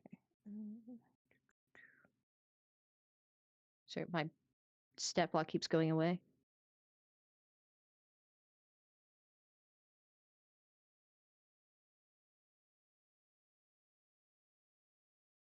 That's a 15. Nice, you beat it. You do not take the damage. You're able to land using your cat-like reflexes as a panther, and you land in the melee. Some people are kicking and throwing stuff. You're able to deftly dodge. You're about to take another 20 points of damage from the melee, but if you make the save, you take no damage inside of the melee. Keep that in mind moving forward. Awesome. All right, and with that, he is within range.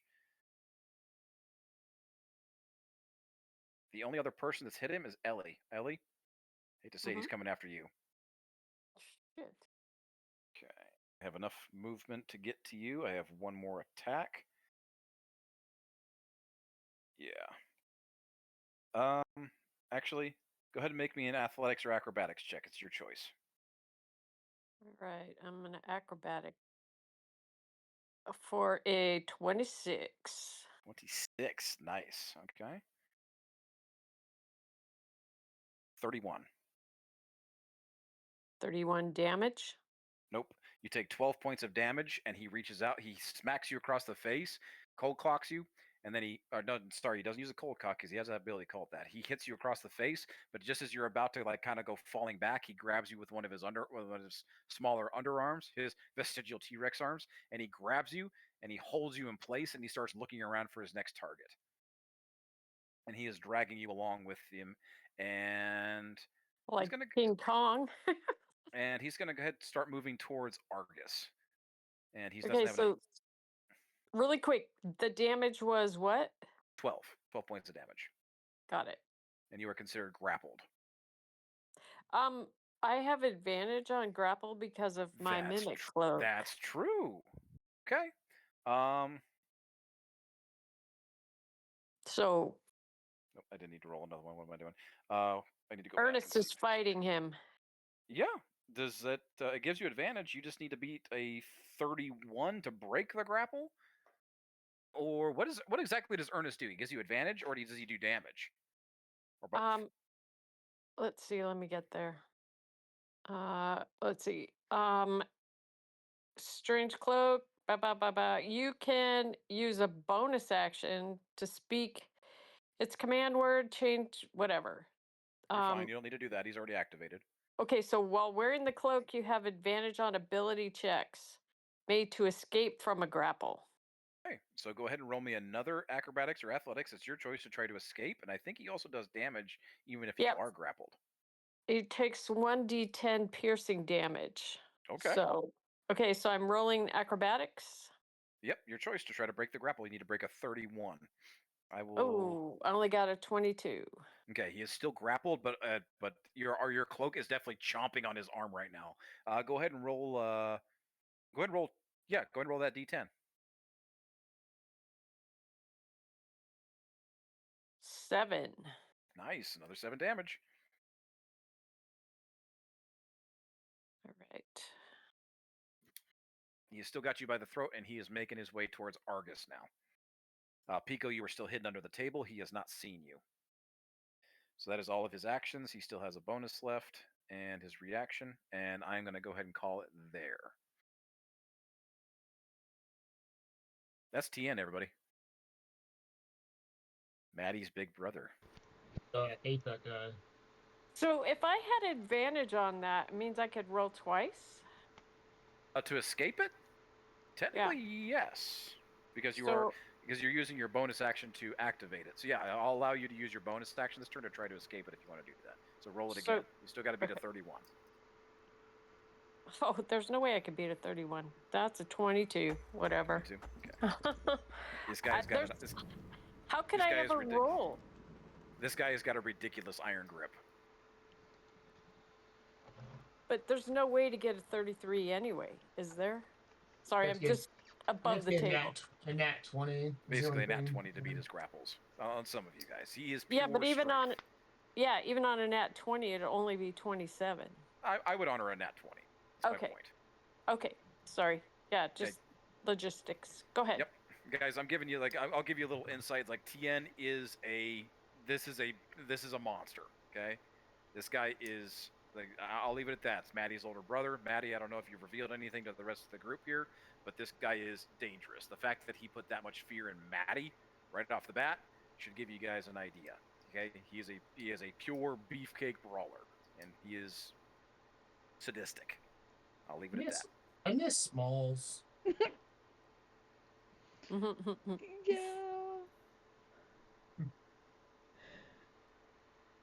As I've told you, though, I will never put you in an unbeatable situation. So let's hope some people maybe let's strategize and talk it out, and maybe before next session, figure out what you guys are going to do for this, and let's see if you guys can convince a couple other people to maybe join the fray. We'll see. Got 2 weeks to strategize. Wow. Clutch move protected Malin there, though. He was about to stomp her head. That's gonna be so mad. Yeah, I'm like, Melon's been hurt a little too much during this campaign. A little too much. At first I wanted to cloak Maddie and see like, oh no, where did Maddie go? And try and do like a weird, like, oh no, brother's moving. But then I'm like, no, that's too complicated. It's just I can tell you right now. I can tell you that Tien is a pretty stupid guy. He's strong, but he's not smart at all. I wonder if I should do that. Then I'm like, hold on. Like, okay. Where did he go? Really interesting that this guy happened to find us the moment I get an amulet of proof against detection and location. How interesting. Almost wish you would have put that on or something. If only I had known he was being followed and tracked. He's been following Maddie for a while. I've been really kind of determining where this guy was going to show up, and this seemed like the perfect opportunity. So. Sad my banner. Yeah, our hour of grief. Great. You know, this Tien guy's making a lot of good points. I might just have to side with him. He seems great. Fantastic. Oh boy. So, real quick, while we've got everybody, we need to determine when we're going to play next.